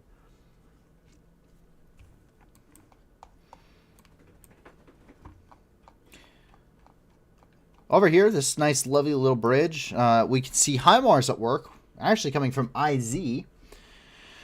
We see HIMARS, which struck a rail bridge near Melitopol, display their accuracy and effectiveness against critical targets. Now, this rail bridge is a critical target, and destroying it is very important because Russia moves the vast majority of its supplies over the rail. Heavily reliant on railway transport, it also maintains an entire military units dedicated to railway transport, and also armored trains, which were outdated in World War II, let alone now. And this is how they move large quantities of troops, supplies, and equipment. Knocking this out knocks that out almost entirely throughout this region. And so very vitally important. And once again, the HIMARS will put a telephone pole size missile between me and the camera I use to talk to you. It's accurate within 1 meter of its intended target. Погибло именно 5 человек, еще 4 тяжело раненые, доставлены в больницу. Ну, можно вот по этому разрушенному пролету можно понять, какой разрушительной силы был удар. Здесь все просто покоцано осколками. По всей видимости, били по этому мосту и именно по рабочим из установок Хаймерс, потому что все 5 ракет легли практически в одном месте, в одном пролете. Это все происходило 10:30. Здесь работали гражданские люди. Количество 10-11 человек. Много рабочих погибло именно. Западных партнеров, и видна, Украина продолжает убивать людей, которых называют своими гражданами. Сегодня днем недалеко от села Светлодолинское в Запорожской области был нанесен ракетный удар по вот этому железнодорожному мосту. Его разбомбили еще в ноябре, и сегодня сюда приехали железнодорожные рабочие, чтобы восстановить полотно. Именно в этот момент прилетели 4 ракеты, 4 взрыва было слышно. А вот это подарок жителям Запорожской области от Киева и западных партнеров. И видна англоязычная маркировка. So Book 40 asks, are they starting to prepare the battlefield for future operations? Not necessarily. Normally when you're talking about seeing the battlefield being prepared for future operations, you're going to see a lot more action happening. Striking these is just important because it minimizes how much supplies and equipment and how far that supplies and equipment can go between staging areas and ammunition depots. For instance, the major military location of the Melitopol airport here being used as a military base. And now the Russians can't ship supplies from this major depot that they have here to other locations, such as up here in the front. You know, like up by Volodar, or up here by Vasilivka, or anywhere along this front line, really. So it minimizes how much they can do, which actually kind of rolls into Delta Aviation 23's question of how important is that particular bridge. In the grand scheme of things, it's a bridge. It's one bridge that was knocked out, but it has big implications because think about how many thousands of tons of troops and equipment and materials and ammunition, fuel, building supplies, maintenance parts, you name it, weapons, food, medical supplies that cannot be transferred across that bridge anymore. Think how many thousands of tons, and think how limited engineers are. Engineers, especially rail engineers, are a finite resource, a very small, finite resource for any military. That's why you get an engineer attached to, or you get an engineer squad attached to an entire operation in a fire base in Syria, for instance. That's what we had. It was a squad of guys. That's it. Every flot, every forward line of troops that needed to be built, every little post that needed to be built, everything period that needed to be built or repaired or anything, one squad of guys for that entire operation, covering a very large sector, to say the least, of things that needed to be done. So it's a very finite resource, much like bridging equipment, recovery equipment for armored vehicles or anything else.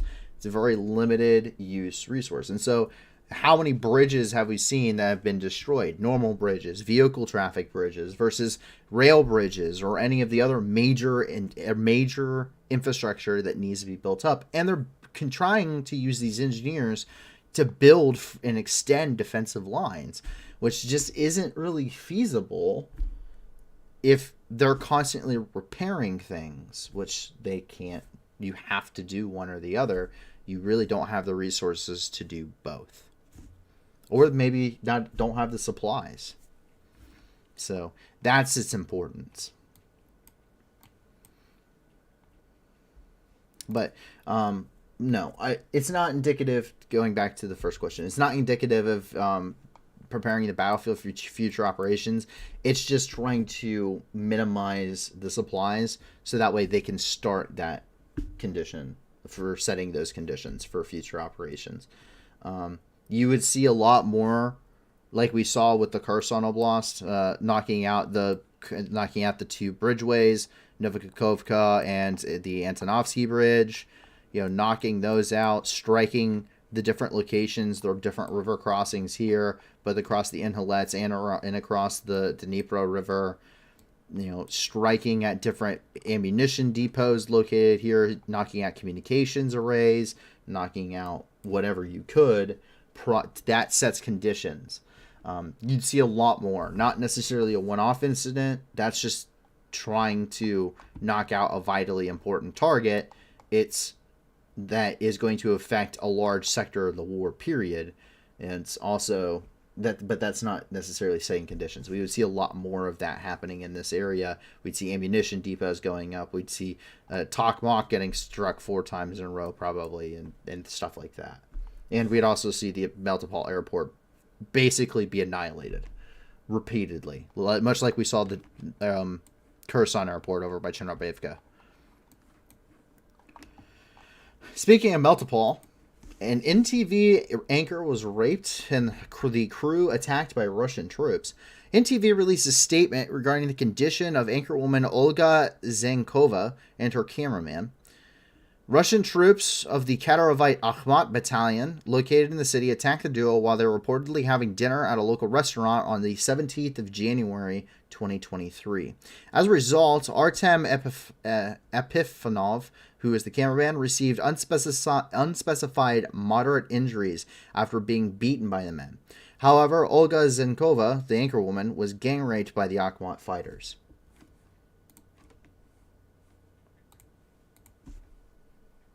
These would be the duo here.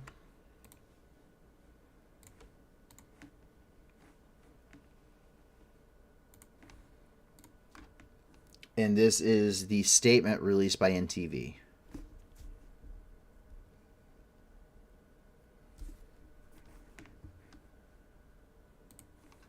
Once again, notes NTV is being listed as independent media source in Russia. It's owned by Gazprom Media, subsidiary Gazprom, a majority government-owned energy corporation inside of Russia. Continuing on the theme of attacking civilians, the shelling of Kherson continued. Quote, in Kherson, more than 9,500 consumers were left without electricity due to today's massive shellings of Russian troops. Moreover, Russian occupiers killed 3 and injured 6 Ukrainian civilians, coming from the press service of the Kherson Regional Military Administration.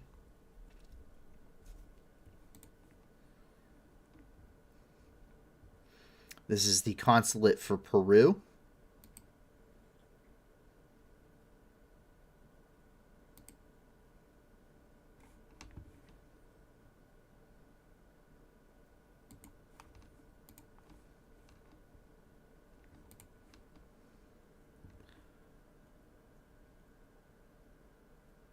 This is the local hospital.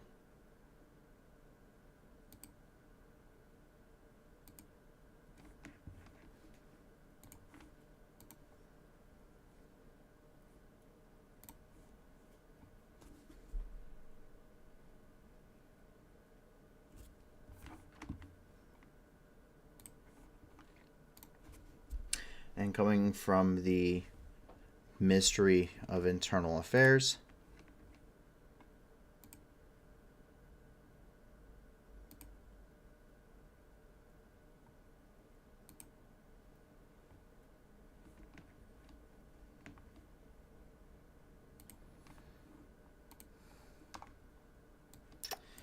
Delta Aviation 23 asked, where is Kherson Military Administration based? Well, Kherson.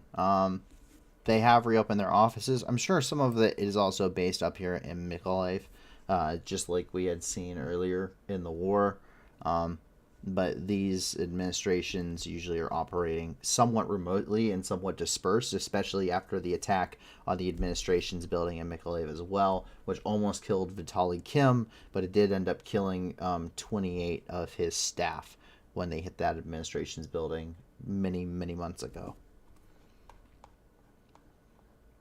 That is everything happening inside of the country of Ukraine, but that's not everything that's necessarily happening with Ukraine. There's plenty of other news, both regarding Ukraine and elsewhere around the world. And we immediately get to move up here and into the international news, starting off with, of course, Moscow, where the Duma chairman has had yet another tirade. The chairman of the Russian State Duma, which is their parliament, Vyacheslav Volodin, once again had another tirade regarding the war in Ukraine, saying that the war in Ukraine was to fight against the United States, which he sees as a colonial power. Quote, "The special military operation has become a liberation of the citizens of Ukraine and the Slavic lands from the American colonizers.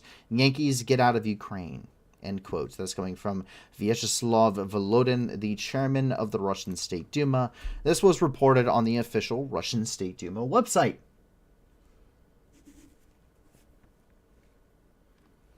That would be duma.gov.ru.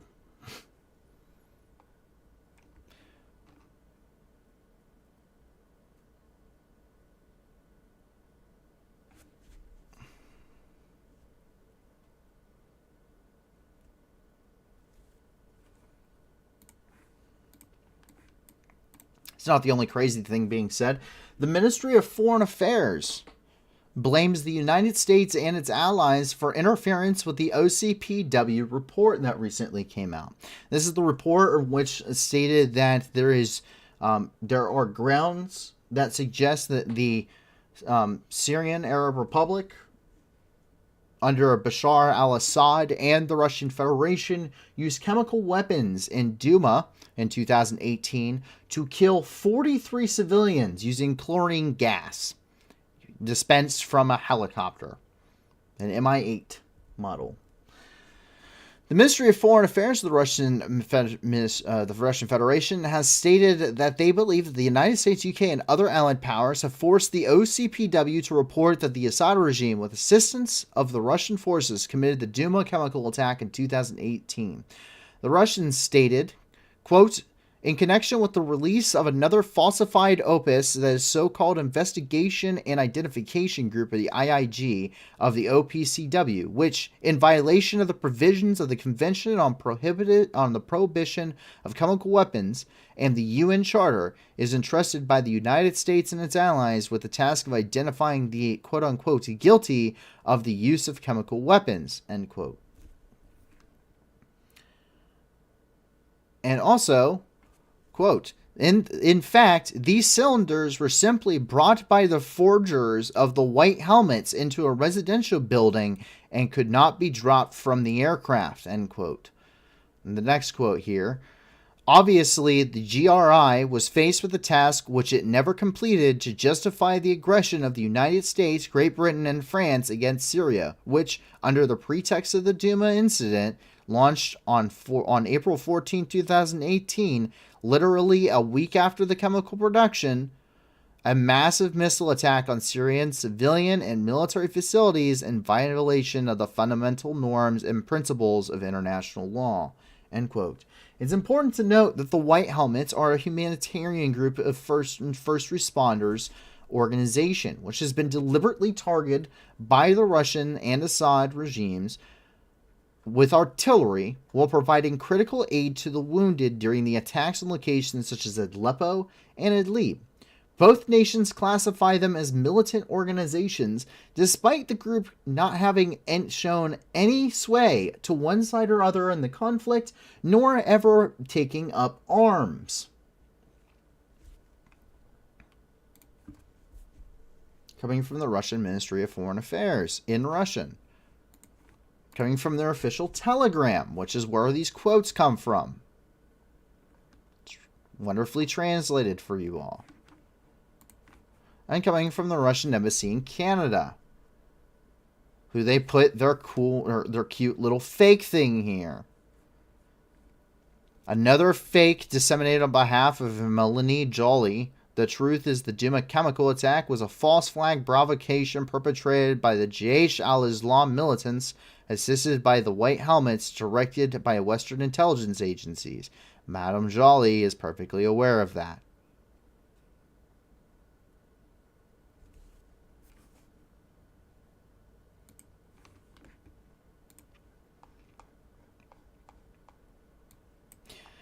The report by the OCPW states that Russian military police, following the incident, attempted to sanitize the location and destroy evidence.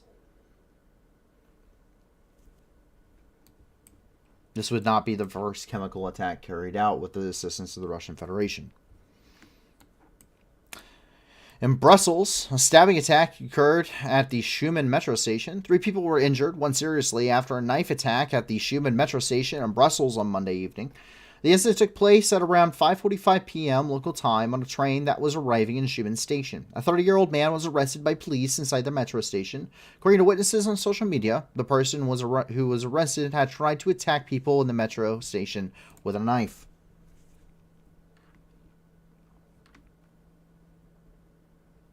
Coming from the mayor of Brussels.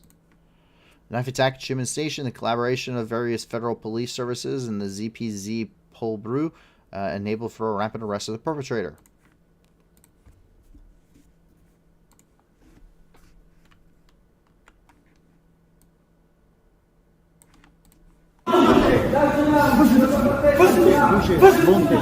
Bouge, bouge, bouge, montez, montez.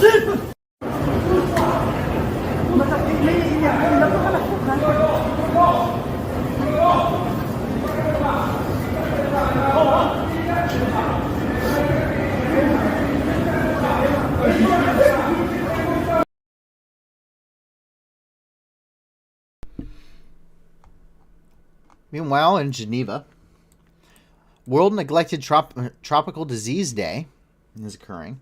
The World Health Assembly, or WHA, in 2021 recognized 30 January as World Neglected Tropical Disease, or NTD Day, through decision WHA 7418. The purpose of NTD Day is to raise awareness of the impact of NTDs on lower and middle income countries around the world. An estimated 1.7 billion people around the world are suffering from NTDs. Progress has been made as the population requiring NTD interventions fell by 80 million from 20 to 2021. 25% fewer people required interventions against NTDs in 2021 compared to in 2010.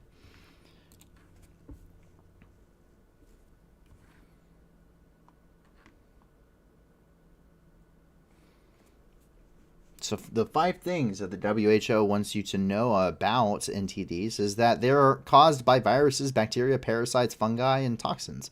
They're responsible for thousands of preventable deaths every year. They're associated with stigma and social exclusion, and they are found in the world's poorest regions with inadequate or no access to clean water, basic sanitation, and healthcare, as well as 47 countries that have successfully eliminated at least one neglected tropical disease over the past decade. It's not the fact that they aren't. It's not the fact that they aren't, capable of being eradicated. It's the fact that they just aren't talked about. And so these are the 20.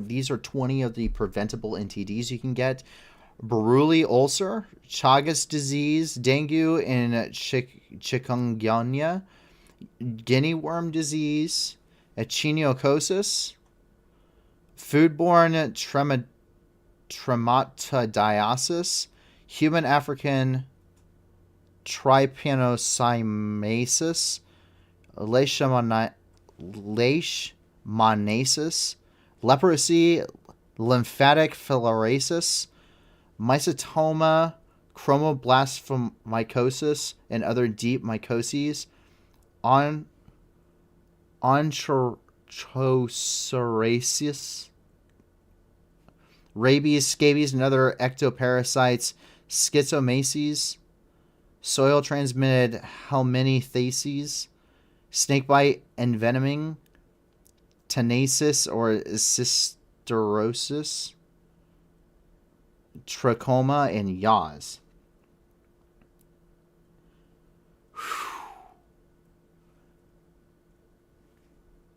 Aravis, I don't know how you do it.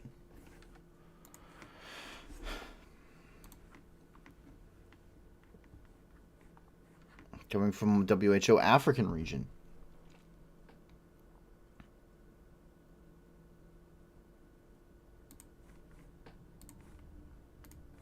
And the Carter Center.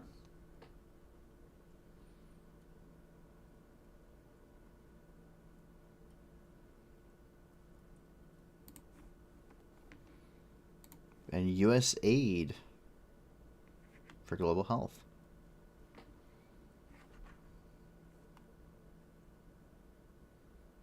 So it's pretty good that there's a little bit more of a spotlight that's happening on these very, obviously preventable diseases that are mostly cropping up in places like, places in Africa or places that in Southwest and Southeast Asia or South Central Asia that don't have nearly as many of the commodities that we as the viewers may be accustomed to. In the United Kingdom, training of Ukrainian troops does continue. Ukrainian troops training under the coalition of NATO and Western instructors in the UK have had a very busy last several days, training in different aspects of warfare, from learning to utilize the devastating in-law anti-tank guided missile to learning how to properly throw hand grenades, and also the immense important aspects of cover and concealment, as well as camouflage.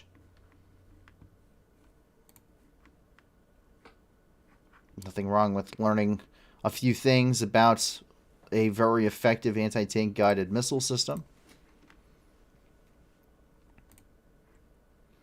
It has had absolutely devastating results on Russian forces. And so it should be a basic for anybody. And we can see that these are the Canadian members of the UNIFOR.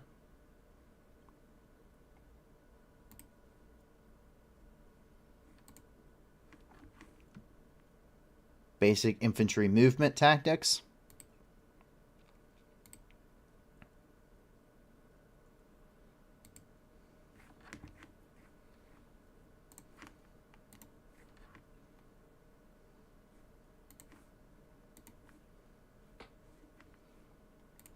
And as we can see here, the Ministry of Defense, the first Ukrainian tank crews have arrived in the UK to begin training on the Challenger 2.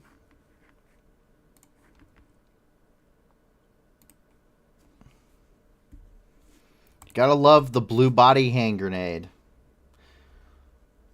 So these are the blue body hand grenades. Blue bodies, all that means is training. It's the M69 training hand grenade. It is the training model of the M67 fragmentation grenade, or also known affectionately as the baseball grenade, because you throw it like you do a baseball in many cases. But properly learning how to throw a hand grenade is very important as a skill, because you don't want to blow yourself up. Very easily do. But you also, not everyone necessarily has a very great arm, or is comfortable holding a very explosive, deadly object in their hands. You can also see the importance of learning how to utilize night vision. This is a PVS 14.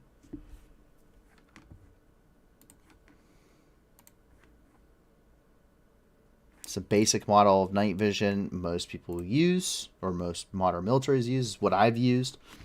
These are PVS 14s. They're a monocular night vision device. And of course, learning how to paint your face. A skill I never personally learned. Never had to paint my face.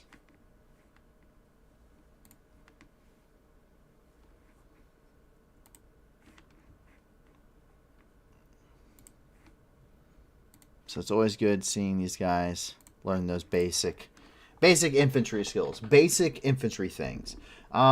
Because ultimately, everything comes back to the basics.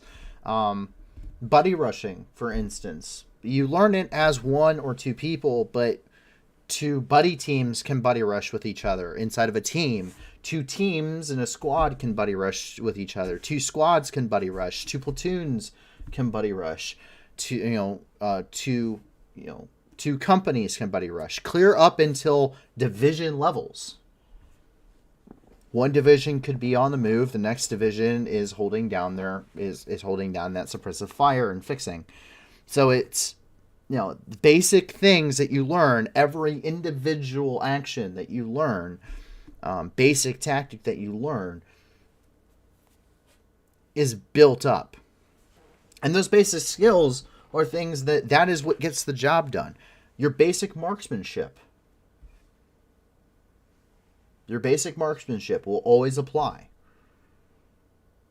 Sure, it's going to be a little bit hectic. You're not going to be hitting fives the whole time, but that's not the point. The basic marksmanship is always going to be applicable. Your basic medical training will always be applicable. Knowing how to throw a hand grenade will always be applicable. Using anti-armor weapons, because you're really squishy. The tank is not, and your rifle's not going to go through the tank, or the APC, or the armored car, or sometimes just the car. So it's important to know these basic principles, the basic things you need to do, because if everyone knows how to do them, it's universal. You can have intelligent conversations about changing something for whatever reason. If you learn how to patrol in a certain way, in a staggered column, for instance, it may be advisable for you guys to sit down, knowing your doctrine, to have that conversation of, I think it would be better for us to be patrolling in this way because of this reason. Doctrine isn't there for you to go by the book every time. It's there for you to have a reference so everyone is on the same page, and then you go from there. Like whether or not to tape the spoons on your hand grenades or not. When I did, Book and 40 says, when I did grenade training, they marked my helmet with a C for caution. I'm left-handed and had to hold the grenade upside down. Yes, that is not fun. I am likely right-handed and never thought about ever trying to throw it left-handed. I am ambidextrous as a shooter, but not with a grenade. Would not attempt to throw a hand grenade with my left hand. I cannot do that. I can shoot left-handed, and left-eyed and everything. I can do left. I can switch with some moderate marksmanship skill on my left. Not nearly as good as my right, but yeah.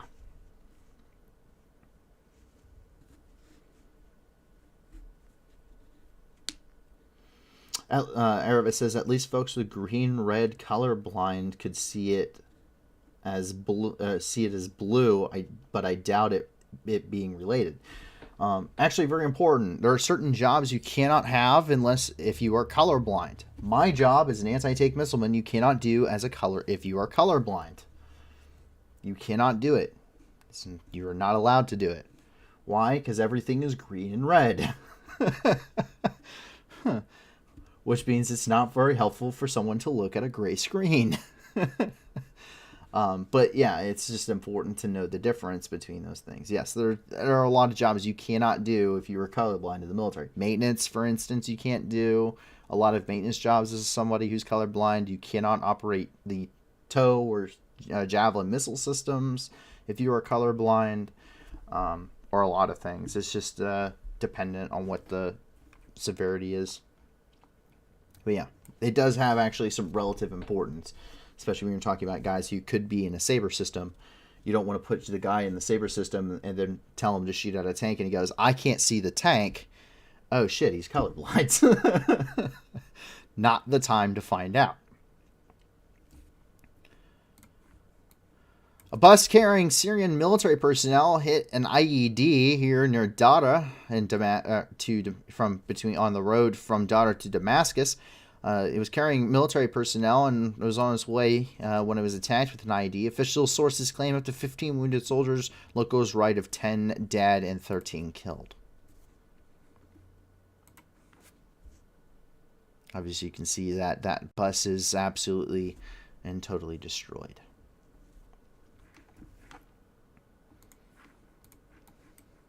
Meanwhile, in Deir ez-Zor, an Islamic State militant was arrested. The Syrian Democratic Forces, the SDF, have arrested an alleged ISIS operative involved in supplying weapons to other cells in Deir ez-Zor.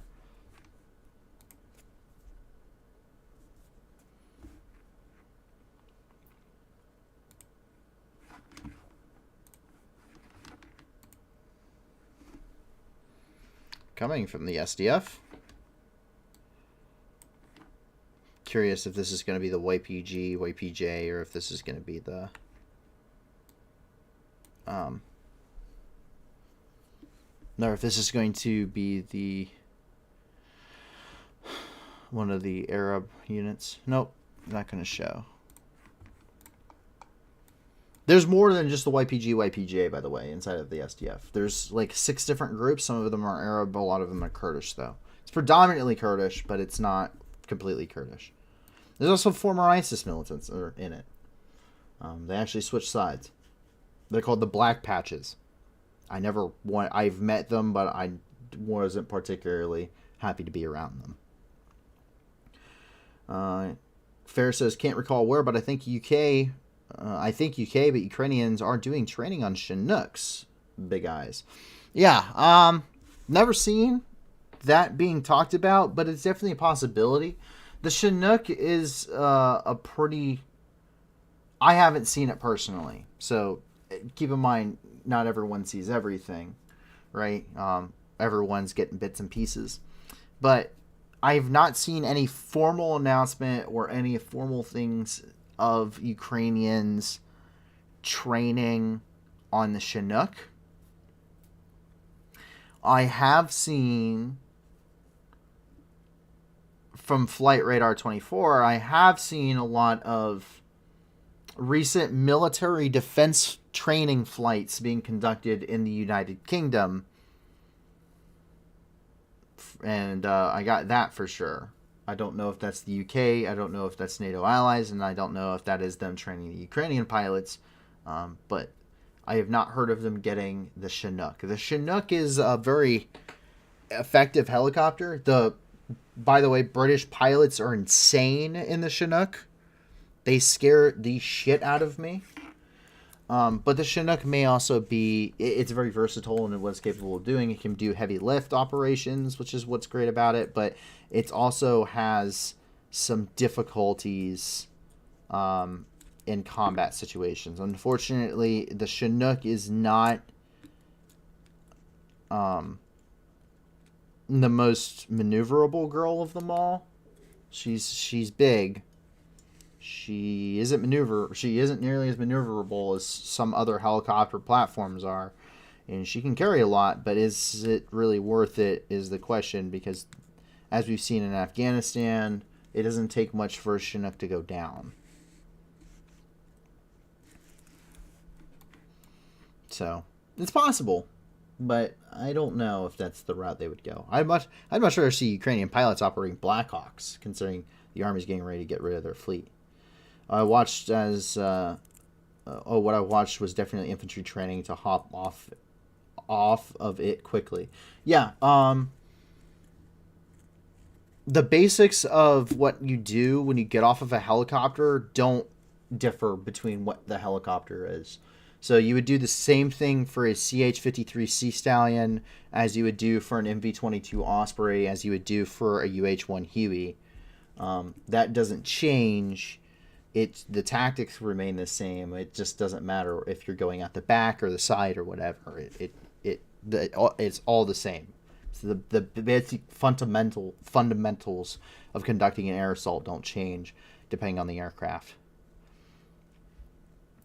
California A&G has done F-16 training with Ukrainian pilots in the past. Lots of interesting things out there. Yes, I'm sure. Over here in Iran, we see photos of the drone used in Saturday's attack have been released. This is Iran has published photos of the kamikaze drones that attacked the industrial facility in Asfahan.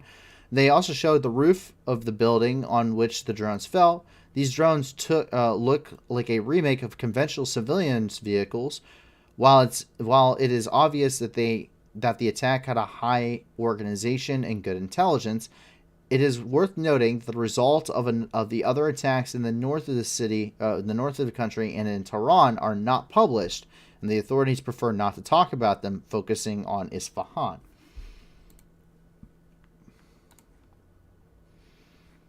So that's whatever supposedly left of this drone.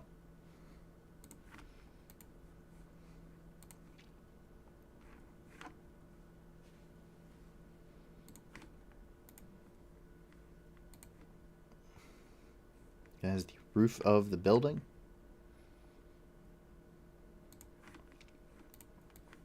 So, speaking of these drone strikes and the explosions, explosions did happen all over Iran. It was something that happened right at the end of the night there on Saturday, right as we were getting ready to sign off, and we kind of hurriedly pushed this kind of stuff through. So, in a number of Iranian cities, including Isfahan, Tehran, Hamadan, and Tabriz, they have all seen explosions at military and industrial facilities. It is reported that this attack was carried out with the help of a UAV. The Iranian authorities blame local groups supported by Israel and the United States in the sky over the capital of Iran. Iranian fighters were seen, and air defense was also working. Iran has already acknowledged the death of at least 7 people in the current explosions.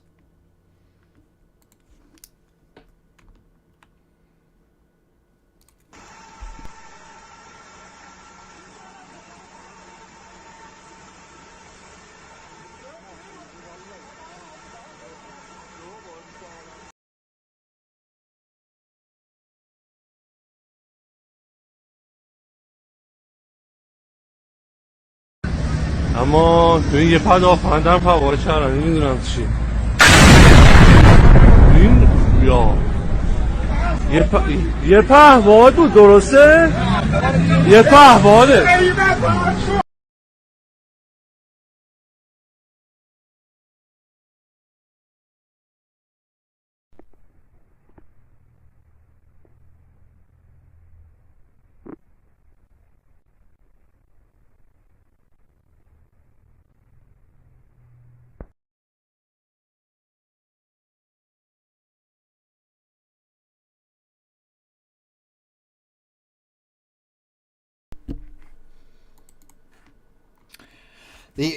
The IRGC sources say that the drone strike in Isfahan was allegedly carried out by the opposition rebel organization Mujahideen-e-Khalq, or the Iranian People's Mujahideen Organization, in cooperation with Zionist enemies. The organization of the Mujahideen and the Iranian people, or Mujahideen-e-Khalq, is an Iranian radical leftist organization fighting against the Islamic Republic of Iran. Now,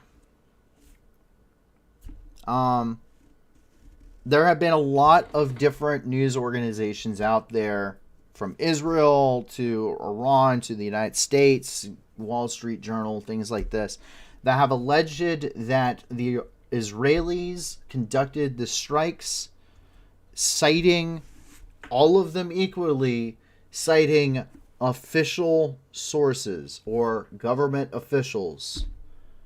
There have been no names. There have been no official announcements. There have been nothing stated. There has been no group that has claimed organization, whether it be Israel, the United States, Azerbaijan, who is technically still at war with Iran over the northern provinces, or from any of the organizations, including the movements in Balochistan or the Mujahideen-e-Khalq, that have claimed the attacks. Not a single group has claimed the attacks. There have been no announcements by the Israeli Ministry of Defense. Or by the Israeli Defense Forces, the Israeli Air Force, the Israeli Ministry of Foreign Affairs, the Azerbaijani Ministry of Defense, the Azerbaijani Ministry of Foreign Affairs, or by any other government organization. So, what we're hearing now is still bits and pieces. A lot of people are alleging it is Israel, citing official government sources. Now, there are certainly other organizations that have much better sources, or that can have better sources than we do, or have closer ties to other people. However, we here at TNN do not feel comfortable enough with saying anything as such, because there isn't any group to claim this attack at all. including Israel. And the launch distance for the supposed drones which were used, which is based off of an Israeli design, or is an Israeli design, which have been known to have been sold to Azerbaijan as well. Azerbaijan is the closest launch location for any of these supposed strikes, to include Isfahan and Tehran. Israel is not within striking distance, nor do they have any forces anywhere close enough for striking distance. So it's very up in the air, and there's a lot of questions and not enough information or answers or responses from other governments or militant organizations to say clearly one way or the other what the cause or who is behind the attacks. So please just be careful when you're reading about who did what. No one actually knows who did what.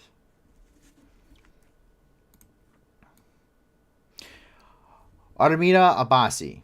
Remember to say her name.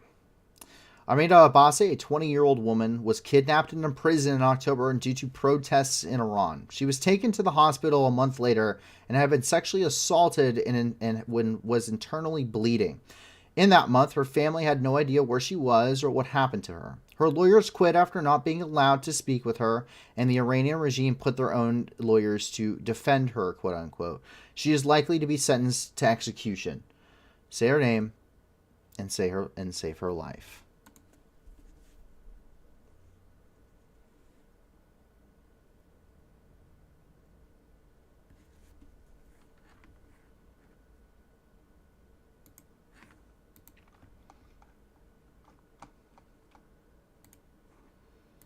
In Balochistan, Pakistan, over 40 people were killed in a bus crash.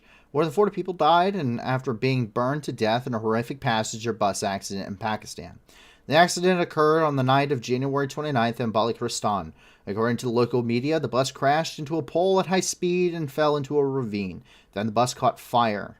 According to local media, only 3 passengers managed to escape. A search operation is underway at the crash site. Identification of the dead is difficult, because the bodies were so badly burned in the fire.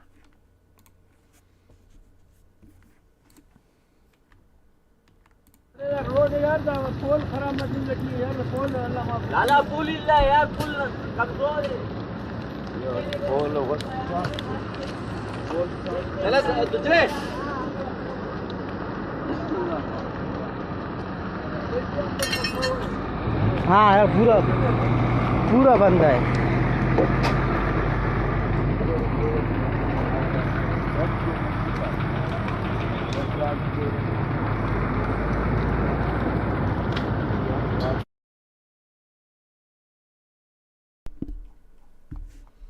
And in Peshawar, a militant ended up detonating a suicide bomb inside of a mosque.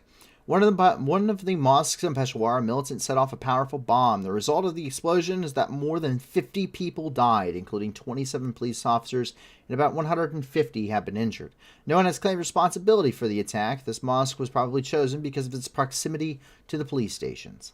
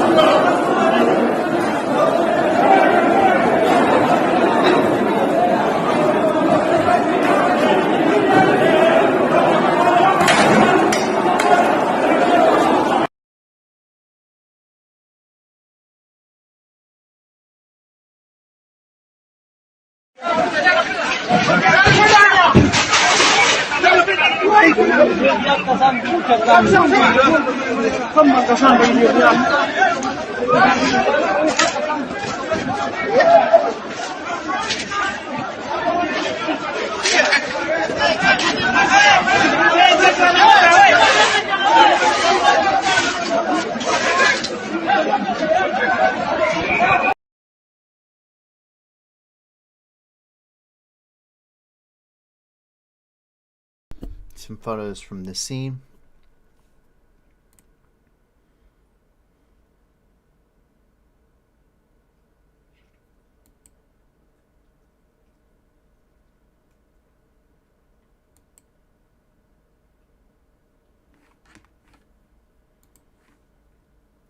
There are rumors and false confessions that the TTP is behind this, or Tehrik-e-Taliban Pakistan, that it was revenge for the death of one of their leaders. However, the official sources of the TTP have not yet commented on what happened. Some accounts associated the group with the group condemned the attack, blaming the Islamic State for it.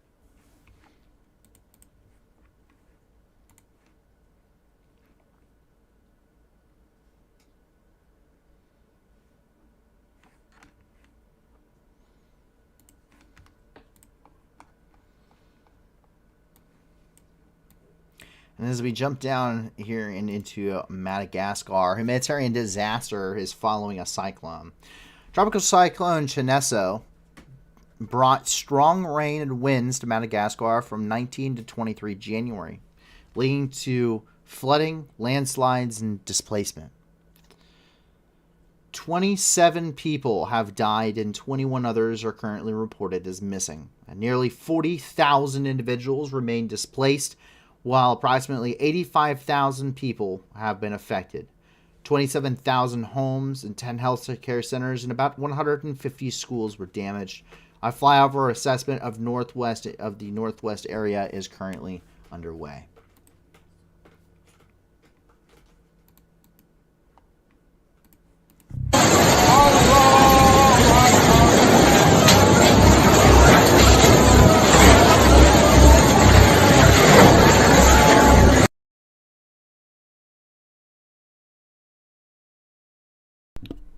Different video points of the destruction.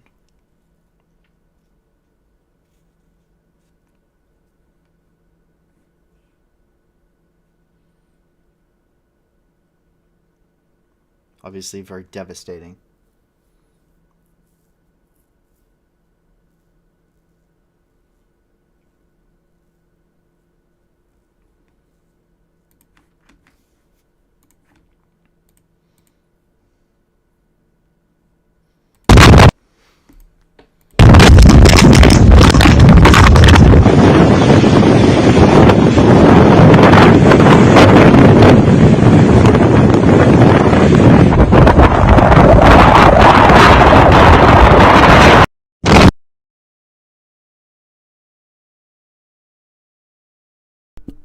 UNICEF Madagascar.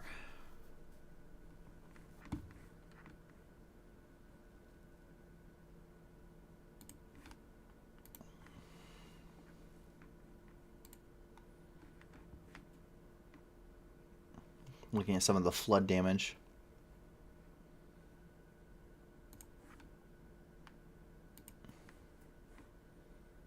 Relief Web International.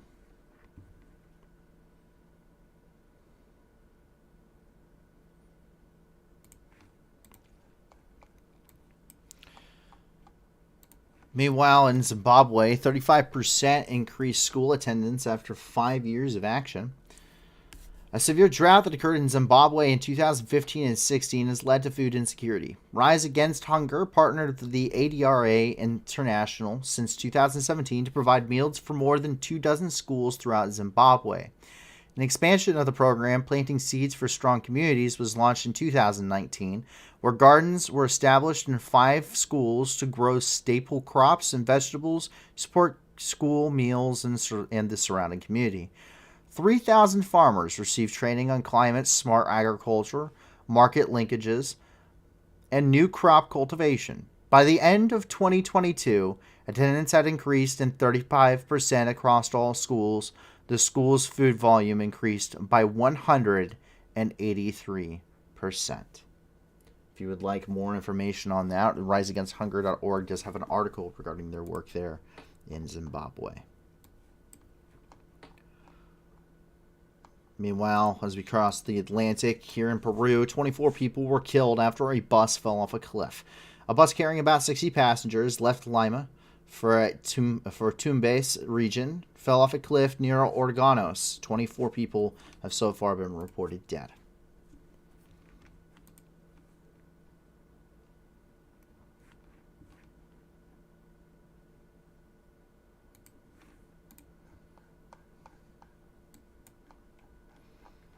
While coming out of Lakeland, Florida, here in the United States. At least 10 people were wounded during a shooting. At least 10 people were wounded Monday afternoon by a drive-by shooting in Lakeland, Florida. 8 of the victims have non-life-threatening injuries. Only 3 victims were transported by emergency management services, and they were between 20 and 35 years old. The others were taken in personal vehicles. Police believe it was a targeted event. Police are actively looking for a dark blue Nissan 4-door sedan with temporary tags. If you have any more information, please call the local authorities there in Lakeland, Florida.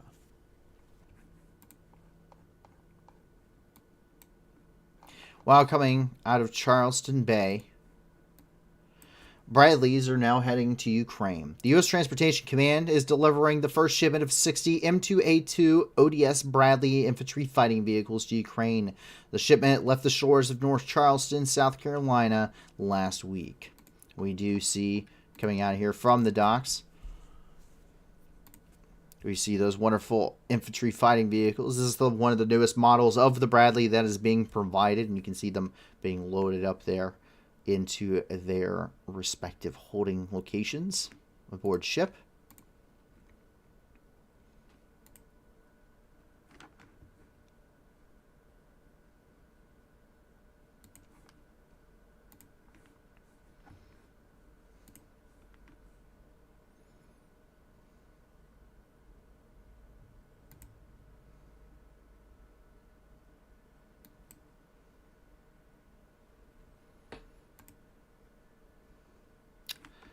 So the punch is on the way. I love how they just took painter's tape.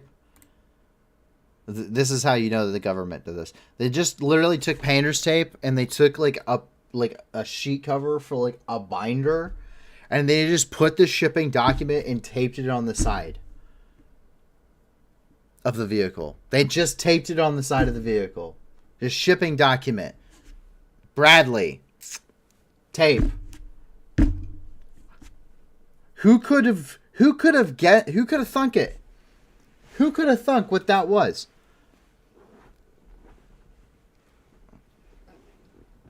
If that is not the most U.S. government, U.S. Department of Defense, some private first class had to mark all of these damn things thing I haven't seen in my entire life, it would be this photo of that thing right there, the shipping document, the 1149 Charlie. The only reason it's there is because someone made him do that, and he really, really wanted to go on leave. But that actually wraps up the hard-hitting news of the night, but we get to come up here to the Goddard Space Flight Center, where so many things are run out of that we just kind of stick it here if it has to deal with space. The Green Comet C2022 E3 will make its closest approach to Earth in 50,000 years. On February the 1st, a bright green comet named C2022 E3, or ZTF, will make a close approach to Earth for the first time in 50,000 years, swooping within 26 million miles or 42 million kilometers of our planet. The comet will offer a rare night sky spectacle last seen when modern humans shared our planet with Neanderthals. As of January the 30th, skywatchers are reporting that the comet has a brightness value of magnitude plus 4.6, meaning it is slightly brighter than the faintest objects visible to the naked eye. The comet's brightness may increase further as it swoops nearer to Earth. So that is the comet.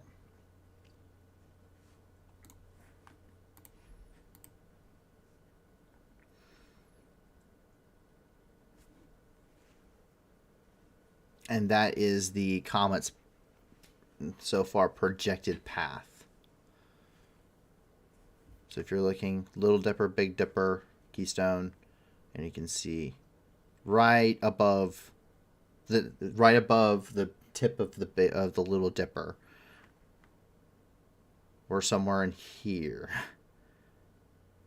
So you should be able to see it. If you want more information on that, there is a Live Science article on it. But folks, that is all of the news for the night. Quite a lot of different things ongoing here. Quite a lot of stuff happening with Ukraine. Quite a lot of stuff happening regarding natural disasters, terrorism, obviously happening. A lot of training, a lot of supplies and aid going out. So a lot of stuff in general. So be sure to go and check out the different organizations in the description below. They are trying to, they all are there to try and help the people affected by these very same news stories. Whether you're talking about what's happening in Madagascar, what you're talking about the droughts and the famine and the terrible situations there in Ethiopia, Somalia, or of course the war in Ukraine, whether you're wanting to support the war effort or humanitarian efforts, or really anything else across the globe, as there are many endeavors that need support, and we have links for them all there in the description. So please be sure to check them out. If you can't give a lot, give a little. If you can't give anything at all, that's okay too. One of the biggest things you can do is help us increase our impact and grow this community, so that way we can do more to help people as well. So thank you very much for the support you've given us and to the organizations. If you have more organizations, please get in touch with a staff member, our Discord, or our website. The links are in the description below, and let us know what the organization is, what they do, and shoot us a link in a short description. And with that, I hope that you and your family and your friends remain safe. And if not, I do hope that you find that safety and security in that very near future. And I hope to see you all again back here on this channel live at 10 p.m. Eastern Time and 9 p.m. Central on Wednesday for another 48 hours of news and review as we go over what is happening both in the war in Ukraine and throughout the globe and the top of breaking global news stories. My name is Paul from the New News, everybody. Have a fantastic rest of your night. Have a fantastic rest of your beginning of the week. And I'll see you there on Wednesday. Bye now. Going home, Russian soldiers, going home. Бо ми всіх вас тут змішаємо з багном. Відстріляти волновахи і чудно кличі діти нахуй. Тут працює ЗСУ і ТРО. Нам не треба ні конфлікту, ні війни. Та ми готові всіх вас звать до сатани. Тисячі вже полягло, і все більше шверхуйло. То для них нема нічого, крім труни. Going home, Russian soldiers, going home. Бо ми всіх вас тут змішаємо з багном. Відстріля до волновахи і чудно кличе діти нахуй. Тут працює ЗСУ і ТРО.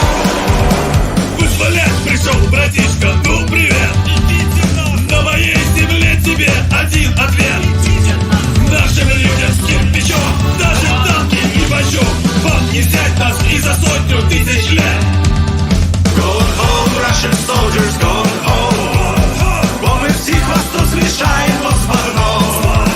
Відстріля до волновахи і чудно кличе діти нахуй. Тут працює ЗСУ і ТРО. Mr. Putin, on behalf of all our guys, no one's scared of your nuclear device. You can take your double lemon, shove it up your wrinkled bum. Oh, we'll come and help you fit it in your skull. Going home, Russian soldiers, going home. Бо ми всіх вас тут змішаємо з багном. Відстріля до волновахи і чудно кличе діти нахуй. Тут працює ЗСУ і ТРО. Going home, Russian soldiers, going home. Бо ми всіх вас тут змішаємо з багном. Відстріля до волновахи і чудно кличе діти нахуй. Тут працює ЗСУ і ТРО. Going home, Russian soldiers, going home. Бо ми всіх вас тут змішаємо з багном. Відстріля до волновахи і чудно кличе діти нахуй. Тут працює ЗСУ і ТРО. Going home, Russian soldiers, going home. Бо ми всіх вас тут змішаємо з багном.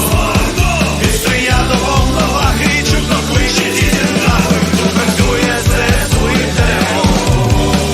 Ідіть нахуй.